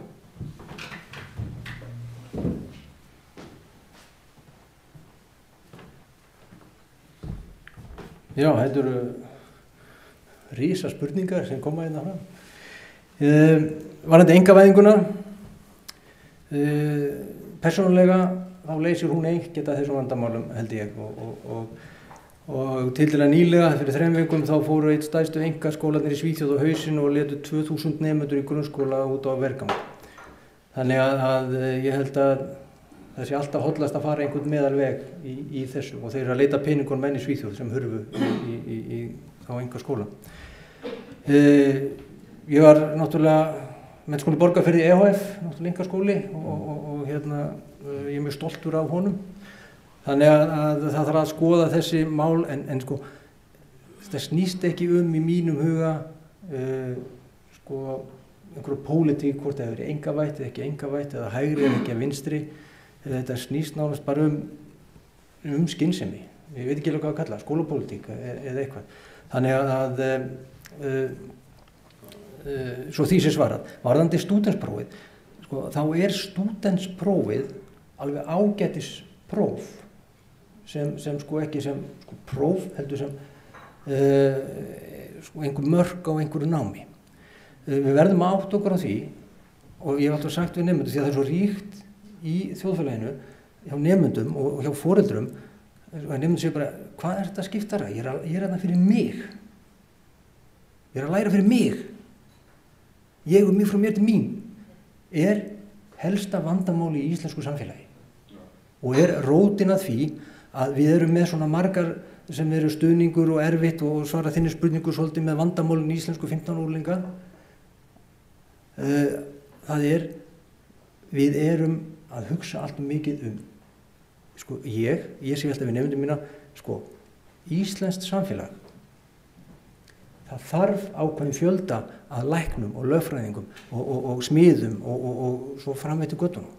Og þess vegna búið til skólakerfi til að framleiða, má ég orða fyrir ekki að þetta er ljótt orð, ég ætla samt að segja þetta svona, að því ég er nú hérna hjá sjálfstæðismönnum, sem sagt, starfskraftin til að viðhalda samfélaginu okkar. Það er kjarni málsins. Þess vegna erum við með háskóla sem að bjóða upp á þetta, þess vegna erum við með iðnskóla og þess vegna erum við með allar þessar tegundir, allar þessar fjölbreytni til þess að viðhalda okkar fjölbreyta samfélagi og við verðum alltaf að spyrja sko, hvað það er sem við viljum fá. Það er ekki bara eins og nemendurnir halda sjálfir geti gert hvað sem er því að þetta sé bara þeirra líf og þeir geti gert sem sýnist. Það er ekki þannig. Einn nemandi í framhaldsskóla kostar heila 1 milljón á ári skattpeningur og við viljum að það sé fari vel með hann. Þannig að þetta verður alltaf vera og kennarar yfir höfuð kennarastéttan í Íslandi er vel menntuð kennarastétt, hún er að vinna góð verk og það sem ég hef gagnrýnt alltaf, hún er bara í framhaldsskólum í 14,5 vikum með nemendum sínum og það er bara ekki nógu gott. Við erum nú komið 5 ár, eins og segja hérna, í menntun á fólki til að mennta unga fólki okkar og svo er það 14,5 viku með nemendunum. Það er þetta sem ég hef verið að kalla alveg glórulaust. Ég vil að nemendunni fái þjónustu miklu meira. frá okkar fólki. Og þá bætist þetta svolítið og batnar. Tala skólaklassa, ég var í Tyrklandi bara að nefna í vor og þar var ég að skoða þessu NGOs kallaði það, eða Non-Governmental Organizations, klasar, stóri klasar sem að vinna með skólunum, að nemendur koma í nám til þeirra og klasin sem við skoðum, hann var með 5.000 fyrirtæki og 50.000 starfsmenn, þið sjá þetta alltaf stærðir heldur en hjá okkur. Og þetta eitt af vandamálum í Íslandi eins og með starfsnámið að við komum ekki nemendum til fyrirtæki að það kemur smá kreppa þá bara ekkert fyrirtæki til að mennta fólki okkar. Þannig að við erum önnur svolítið vandamál í þessu. Kennaranámi í 5 ár, ég vil nú að viðurkenna það, ég var í nefndinni sem vann að undirbúningi að þessu frumvarpi sem síðan var samþykkt, þar síðan við lögum til 5 ára námið og það var hérna fyrir 2007 sjáðu til. Og ef að fjármagn hefði fylgt með og kennaralaunin og þetta voru eftirsóknarverð sem var hugmyndafræðin og vonandi enn, að þá náttúrulega hefði allt kerfið elst til muna. En það gekk ekki eftir eins og allir vita. Ég held að ég sé svona nokkurn veginn búin að svona svara, ég hleypi Sölva að. Fleiri námsbrautir, ég held ekki, ég held að svona lítið samfélag, við þolum það ekki, við erum 300.000. Það er bara, við megum passa okkur að vera ekki of vítt með kraftan okkar. Þú svaraði ekki sambandi við þetta með kostnaðar, með tækjakaupin að halda við, þú voru sammála sem að var að tala um fyrir ára? Já, algjörlega sko, algjörlega. Við erum með rándýr tæki, tölvustýrður Ennirbekkur upp á 20 milljóna og það er mjög erfitt að halda þessu við. Og það er það sem ég verið að gagnrýna mikið í fjölmiðlum til dæmis með allar sparnin að við höfum nánast bara, þetta eru 80% af öllum fjárframlagi sem framhaldsskóla fá eru bara farið beint í laun. Svo er húsaleiga og það er ekkert orðið eftir til að gera neitt, við höfum ekki endurnýjað tæki í fjölda ára og þetta er að verða mjög bagalegt. Þannig já, þetta er akkilleshæll, gríðarlegur. Þannig eins og við kennum ekki í samfélaginu að þetta er raunverulegur kostnað sem við þurfum að vera með. Og svo er annað svona nefna því svona pólitíkinni sem ég veit ekki hvort allir hafa átt að sjá og geta nefna hérna í beinni útsendingu að næsta haust, 2014, þá fellur úr gildi bráðabirgðalög sem sett voru í nýju lögum framhaldsskóla með þeim afleiðingum að það má ekki innheimta lengur efnisgjöld af nemendum í framhaldsskólum. En ég hvergi sé það í fjárlagafrumvarpinu að menn hafa átt að sjá þessu. Því að þau eru dálítið mikil.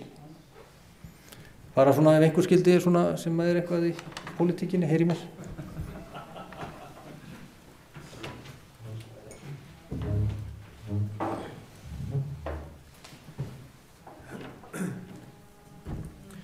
Já, ég tek undir með Ársæli að sko sjálft formið á rekstri skóla er kannski ekki höfuðatriði en þó er ég hlynntur því að einkareknum skólum fjölgi til þess að auka fjölbreytnin. Því að ef menn stofna og leggja fé sitt í það, þá eru þeir að vissuleita hætta fénu og þeir eru að koma einhverjum sérstöku á framfæri. Allir einkareknum skólarnir á Íslandi, nánast allir, fylgja hinum opinberu námskrám en marka inn á hana einhverja sérstöðu. Bara svo ég nefni minn litla skóla þá er það tungumálakennsla og það er mikið list og verknám. Já, ég ætla ekki að fara að tala það meira. En sem sé, ég vil að þessum skólum fjölgi til þess að verði bara fjölbreyttari flóra fyrir foreldra að velja úr.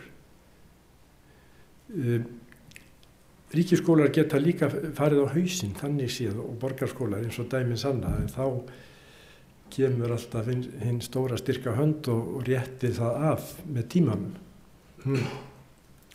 Ég vil eins vegar ekki að menn borgi sér út arð af því sem þeim fá greitt af opinberu fé. Mér finnst það ekki koma heim og saman við það. Stúdentspróf var áður forréttindi örfárra, þá var hér lítill embættismannaskóli. Núna er þetta orðið vinsælasta prófið í skólakerfinu og er í sjálfu sér almennt góð menntun og veitir líka aðgang í háskóla. Og það var það sem átti að vera hinn fullkomna nýjung í þessum listmenntaskóla Íslands. Það var að nemendur áttu að geta sett saman sér stúdentspróf algjörlega sjálfir og þannig séð loka fullt að dyrum fyrir sér með vali sínu en opna þá einhverjar aðrar í staðinn sem var nýta þá í kringum þeirra áhugamál. Árangurstengt nám, menna áður fyrir var raða stíft í bekki. Forðum dagar þegar ég kendi í gagnfræðaskólanum við Laugalegg eins og hann hét þá var besti bekkur L, síðan kom A, U og G var besti bekkur. Þar var maður að fljúast á við helmingina nemendunum annað hvern tíma, stundum hvern tíma. En í L-bekknum þá lærðu nemendunum þráttur í kennsluna. Liggur mér við að segja, þannig var þetta. Það má vera einhver millivör þarna. En auðvitað ef maður ætla að sinna nemendunum í blönduðum bekkjum, þá missa þeir af lestinni sem eru lakastir og góðu krakkarnir fá ekkert við sitt hæfi. Þannig það verður að hafa einhverja röðun á þessu. Þannig þetta inn í framhaldsskólanum. Hraðferð, hægferð, upprifjun og svo framvegis. Ég hef aldrei hugleitt þetta með forritun sem þriðja mál. Almennt vilja að fólk læri fleiri tungumál. Það bara misskilningur að enskan ein leysi öll vandamál. Það bara misskilningur. Við þurfum að tala fleiri tungumál. Við búum á eyju. Við ætlum að lifa á ferðamönnum. Og þá eigum við að minnst og kost að tala við á norrænt tungumál, fransku og þýsku. Og kínversku. Hvaða skoðun sem hafa á Núbó. Þá munu Kínverjar að koma hér í stórum stíl. Atvinnulífið verður að kenna krökkunum á það nýjasta sem í gangi. Skólan munu aldrei geta fylgt því eftir. Það bara útópía. Þorgerður Katrín á að fara að sinna þessu núna hjá samtökum atvinnulífsins og ég bind vonir við það að hún komi þessu í skikkanartorf. Strákar, þeir eru bara meira sinnþroska. Við vorum ára á eftir stelpunum þegar ég var lítill. Núna erum við 2 og jafnvel 3 árum. Mér finnst alveg dásamlegt með einn dreng sem ég hefði getað rekið vikulega á skóla fyrir einhvern andskotan sem hann gerði og átti ekki að gera. En hann hafði svona góðlátt glimt í vega og hann lauk stúdentsprófi á 7 árum. Og mikið óskaplega gladdi það mig og námsráðgjafann sem hélt verndarhendi síni yfir þessum dreng þegar við lásum það unnum þá bæði niður í menntamálaráðuneytinu að viðkomandi var að ljúka mastersprófi í mannauðsstjórnun frá Háskóla Íslands. Menn verða að fá sitt tækifæri. Ég fór heimsótt í skóla erlendis og það sem var kynskipt, mér lék forvitna að vita hver voru rökin fyrir því, það var byrjað að kynskipta í 4. bekk, sem sagt þegar krakkarnir eru 9 ára eitthvað svoleiðis. Og rökin fyrir því voru einkum þau að ef strákar væri í bekk með stelpum, þá sköruðu þeir aldrei fram úr. Og þessi kynin lærði við mismunandi hitastig. Hjá stelpunum var 21 gráðu hiti í kennslustofunni en 18 gráður hjá strákunum. Þetta hefði ég aldrei heyrt áður. Hitt hafði ég heyrt. Kennaranám, það er alveg sama hvað kennt verið lengi, lærdómurinn fer alltaf eftir því hvað menn taka á móti. Og gott dæmi það vísa sem var ort prestinn í Vallanesi, austur og héraði. Jóhannes á Skjögrastöðum var ekki vel til prestins og ort að þessa ægilegu vísu. Merkilegt hvað margir lofan, menn sem aldrei hafa séðan, skrýtan kápu Krists að ofan, klæddan skollabuxum neðan. Þetta náttúrulega ægileg vísa og það var annar bóndi í sveitinni sem var jafn illa til prestins og lærði vísuna og fór með hana fyrir heimilir fólk sitt og hafði hana svona. Merkilegt hvað margir lofan að ofan, menn sem aldrei hafa séðan að neðan. Nú ég ekki að segja að þetta, en það sem sé í þessu fólkin ný hugsun. Það ekki? Og vísan í brengluðu myndinni jafn mikil snild og hinn og hún ekki jafn illskeitt. Þannig að eitt að kenna og annað að læra. Ég held að það sé ekki nóg bara að lengja kennaranámið 5 ár, það þarf að breyta innihaldið þess. Mér finnst það alveg galið að hjá okkar þjóð sem ætla sér að halda sínu sjálfstæði að það skuli vera búið að afnema nánast alla skyldukursa í íslensku í kennaranámi. Mér finnst það ótækt.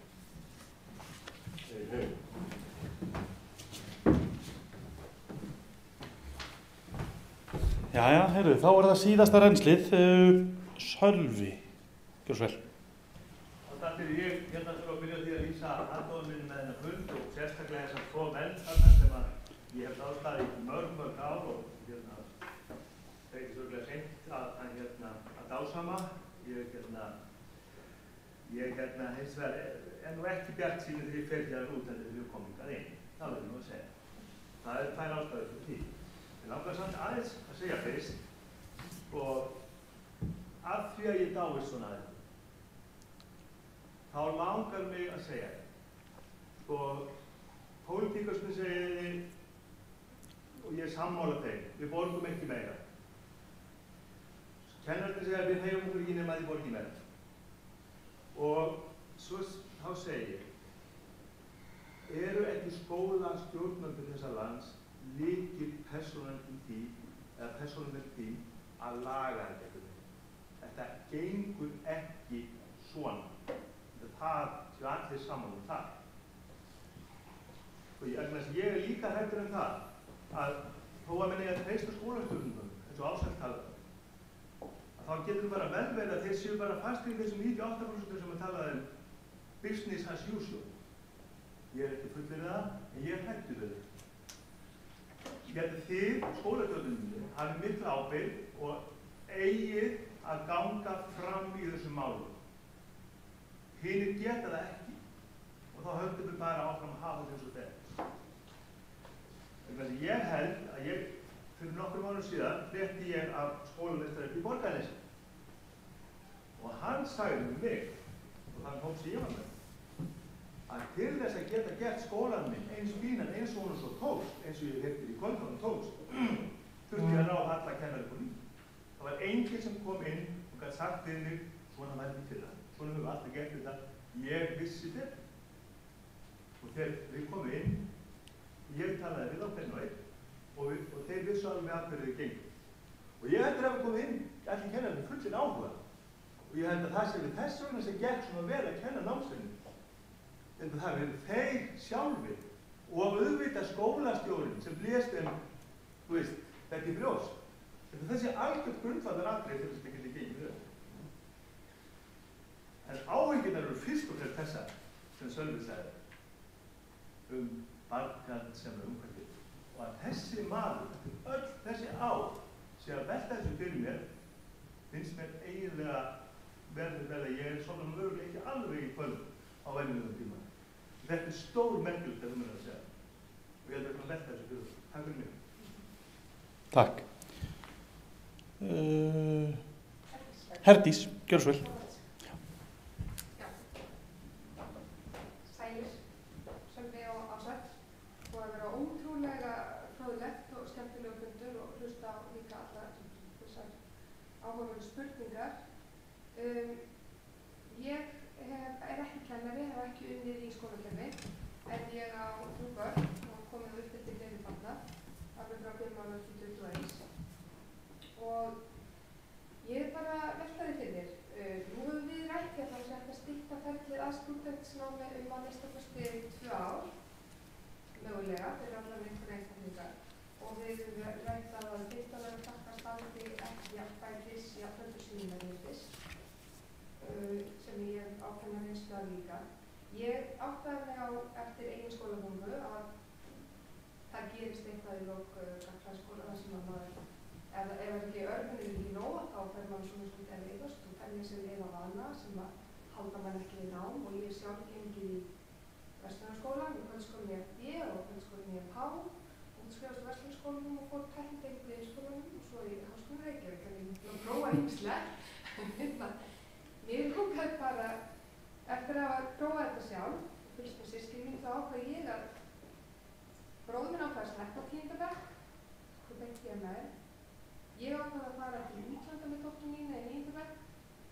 sá hann veit ekki missa áhugaðan og svo komum við aftur og fór í 10. og það sjá ekkert og einhvern veginn hann tók ekkert í nefnum og fór í alþjóðlegan skóla og í Tælandi, Þæskar skóla. Ég hafði tök á því að brjóta upp hennar munstur og örfa hana með einhverjum öðrum ráðum. Hvað mælið þið með að foreldrar í dag, meðan við brúum þetta fyrir, við finnum lögum þetta kerfi og styrktum námið og finnum leiðir til þess að örfa nefndina. Hvað eiga skólarnir eða foreldrar að gera til þess að halda við áhuga sinna barna á þessu stíl? Hvernig eigum við að halda þeim örfum og skilja hvað hjá þeim? Uppteknum af því sem þau eru að gera, svo þau telji sér ekki einhverja leið á vana og haldist svolítið svona læra að vinna, og þetta er náttúrulega líka námið vinna. Við eiginlega erum svolítið að missa tökina því, hvernig eigum að vinna? Já. Takk. Ég ætla að lokum að taka örfáar spurningar sem bárust okkur á netinu. Margar af þeim sem við fengum sendar eru nú þegar komna fram hér bara í þessum venjulegu fyrirspurnum. En hér er til dæmis ein, ef þið mættu gera eina grundvallar breyting á skólakerfinu, hver er þið hún? Þetta er allt stóra spurningar sem þið fá, sko. Og þeir sem ætla að hlusta á svörin, þeir fá morgunmat í fyrramáli, við getum tekið það þannig. En öllu gríni slepptu. Sölvi, hvaða skoðun hefurðu á skólavali, þar að segja að peningur fylgi nemendunum en ekki skólanum? Ég held þú að aðeins komið inn á það áðan. Og Ársæll fær spurningu, margir hafa áhyggjur af því að bekkjaskólarnir hverfi á braut ef stúdentspróf yrði stytt í 3 ár. Er eitthvað til í þessu? Er þetta raunveruleg hætta? Og ég held að aðra spurningar sem við erum með hafi nú þegar komið fram. Þannig ég ætla bara að hleypa ykkur að aftur. Sölvi, gjör svo vel.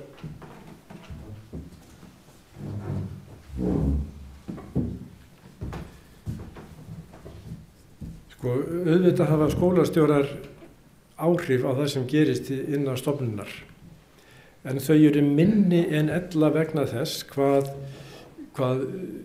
stórum hluta fyrsta lagi fjárveitinga er beinlínis ráðstafað með kjarasamningum. Ætli það sé ekki 85% þess fjár sem inn í skólan koma með kjarasamningum við starfsfólk. Og ég veit ekki hvort að ég hafi lesið kjarasamning kennara. Hann er langur og hann er mjög niðurbútaður og það er allt saman talið niður í mínútur hvað gera þarf og svo framvegis. Og ef á að breyta því sem svo Ársæll sagði, skólaár í framhaldsskólum er 175 dagar, samkvæmt samningum eigi færri en 145 dagar til kennslu og eigi fleiri heldur en 30 dagar í próf. Og þetta eru sem sé allstaðar viðmiðið, eða langvíðast, og er náttúrulega alveg galið system að í verknámsskólum skuli dýrustu kennslustofunar standa tómar 2 heila mánuði af starfstíma skólana. Og svo erum við að hafa þessa prófmánuði á sama tíma og fleiri kennarar fara yfir í leiðsagnarmat eða símat. Þannig að nemendur, þeir eru bara konur upp í Kringlu 3. desember. Og eftir 3. desember geta kennari framhaldsskóla alls ekki farið út á skemmtistöðin nema að hitta krakkana. Sem eru þá oftar en ekki að vinna svart. Hvað eiga skólar til að halda börnum við efni? Ég held að það sé bara að eiga svona næðistundir með börnunum sínum. Nútíma þjóðfélagi er alltaf að drepast úr tímaskorti, sem var ekki hér áður fyrr. Ég er ekki að segja að það sé endilega ókostur, en menn verða að gefa sér tíma með krökkunum. Það er náttúrulega svoleiðis á unglingsárum að þá er fleira að gerast og krakki verður að hafa nóg fyrir stafni. Og þrátt fyrir allt, við erum ekki bara eftirbátar allra þjóða í PISA, við höfum náð betri árangri til dæmis í forvarnastarfi heldur en nokkur önnur þjóð í Evrópu og við erum sko þrátt fyrir allt fyrir ofan meðalagið í PISA og vonandi höfum við aðeins hækkað okkur þegar niðurstöður og næstu könnun koma. Annað óásættanlegt.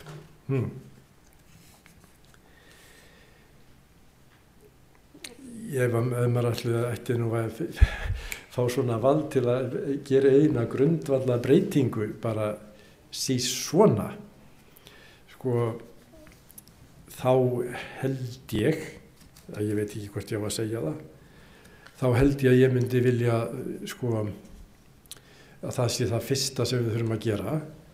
Það er mikilvægast að stytta framhaldsskólan. Ég hef algjörlega skipt skoðun í því efni. Krakkar hafi ekki nóg fyrir stafniðar. Þau margir geta klárað þetta á 3 árum. Það verður alltaf einhverjir á 4. Þannig á það bara að vera. Við erum ekkit steypt öll í saman móti og það er sama með grunnskólan. Ég vil að krakka geti byrjað 5 ári grunnskóla og lokið honum fyrr og eigi þá skólastig við hæfi þegar þeir ljúka. Peningar fylgi nemanda, sjálfsagt. Takk fyrir mig.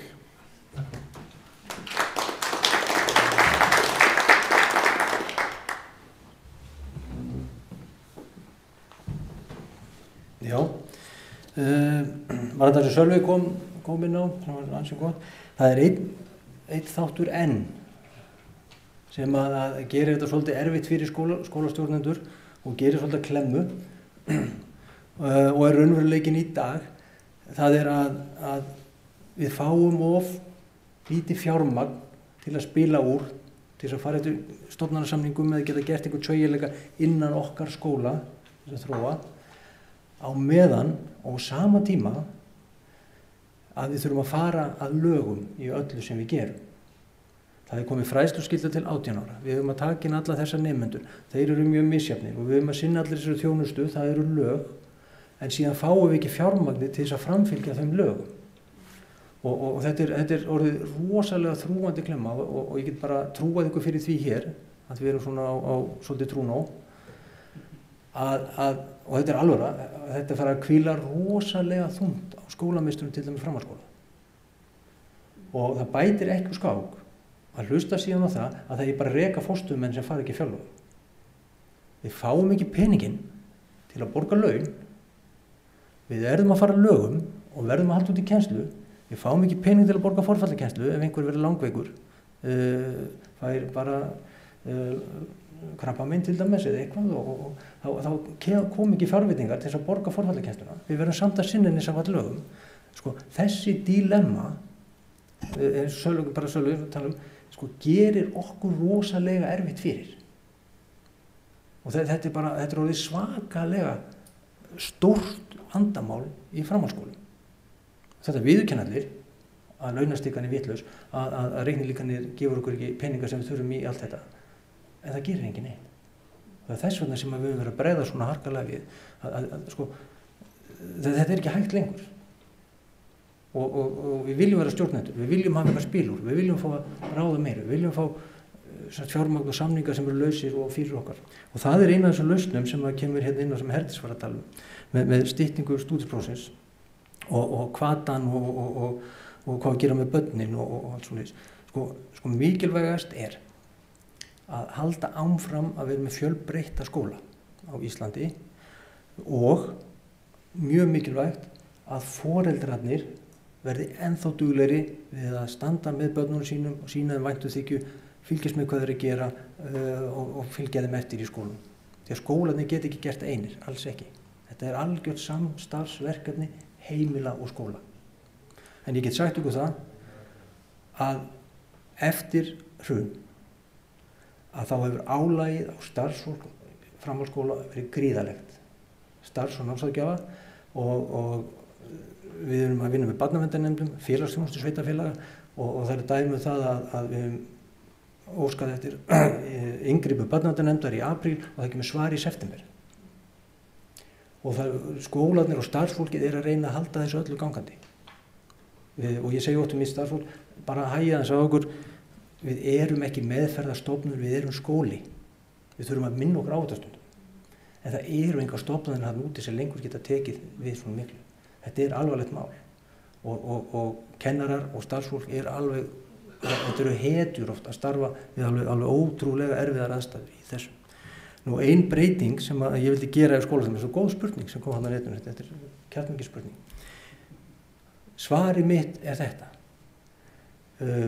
Við eigum að lengja þær stundir á hverju almanaksári sem að nemendur og kennarar eru saman að störfum. Þetta eru sérmennta fólk, uppeldismennta fólk og þurfum að lengja þennan tíma þannig að unga fólki okkar njóti handleiðslu þessa sérmennta fagfólks. Núna í framhaldsskólum, eins og ég segi, þetta 14,5 vik á önn og þetta bara gengur ekki. Á meðan tógar atvinnulífið í þetta unga fólk, Sölvi talar svartavinnu og tekur það til sín að því að ungt fólk, það ekkert aðgerðalaust. Það ekki aðgerðalaust 4 mánuði á 12 ári. Það fer að vinna og þá skapast bara ákveðin vítahringur. Atvinnulífið þarf á þessu að halda þessu vinnuafli og vinnuafli fær pening og það einhver sem sérur þeim og svo bara verður vítahringur sem við erum komin í hérna á Íslandi með okkar unga fólk. Og við verðum að brjótast út úr þessu, þannig að ég myndi vilja breyta þessu fyrst og fremst. Varðandi bekkjarskólana og hræðslum á stúdentsprófið, að stúdentspróf sem að nemendur lúka 3 árum að jafna því, skemmi bekkjarskólana að ég ekkert hræddur það. Og við eigum að hafa bekkjarskóla, við eigum að hafa skóla sem að taka inn svona nemendur og við eigum að hafa skóla sem taka inn einhver aðra nemendur og við eigum að hafa þessa fjölbreytni. Mér finnst það ekki að, ég var á móti því þegar þetta var að taka inn hverfaskiptinguna fyrir nokkrum árum, taka ákveðin prósent úr einhverju hverfum. Það bara, í mínu huga gengur ekki. Skólar, framhaldsskólar eru 33, misjafnir, þeir eiga að vera fjölbreyttir og nemendur allsstaðar landinu geta valið skóla sem hentar þeim. Þannig að þess vegna ég líka á móti því að skóla fari til sveitarfélagana. Það engin spurt að því, ég ætla að nefna það bara hér. Mér finnst þeir eiga að vera ríkjum, þeir eiga að vera fjölbreyttir, annars fara þeir að verða einsleitir og verða þjóna sínu litla sveitarfélag, því að öll sveitarfélag í Íslandina meitt eru pínu lítil. Þá held ég að hafa svarað spurningum, nefna svona í lokin að við getum nálgast menntun á margvíslegan hátt og spaugilegan, að einhvern tíma var ég að segja við nemanda að hann ætti nú að fara að gera eitthvað, það gengi ekki, fannst það latur og þá sagði hann við mig bara svona, Ásall minn hefur ekki heyrt hið fornkveðna, ekkert lært, engu gleymt. Hvað getur maður sagt? Takk fyrir mig í kvöld.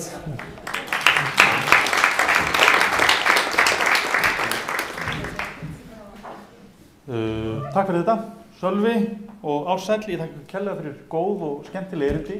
Ég þakka ykkur fyrir spurningarnar og góðar og skemmtilegar umræður og þakka þeim sem heima sátu jafnframt fyrir góðar og gagnlegar spurningar. En ég segi þessum fundi slitið, endilega fáðu ykkur kaffi og spjallið saman. En svo sjáumst við bara næsta fundi í þeirri fundaröð sem vörður fulltrúar að halda, Framtíðarborgin Reykjavík, næstkomandi þriðjudag klukkan 8. Takk.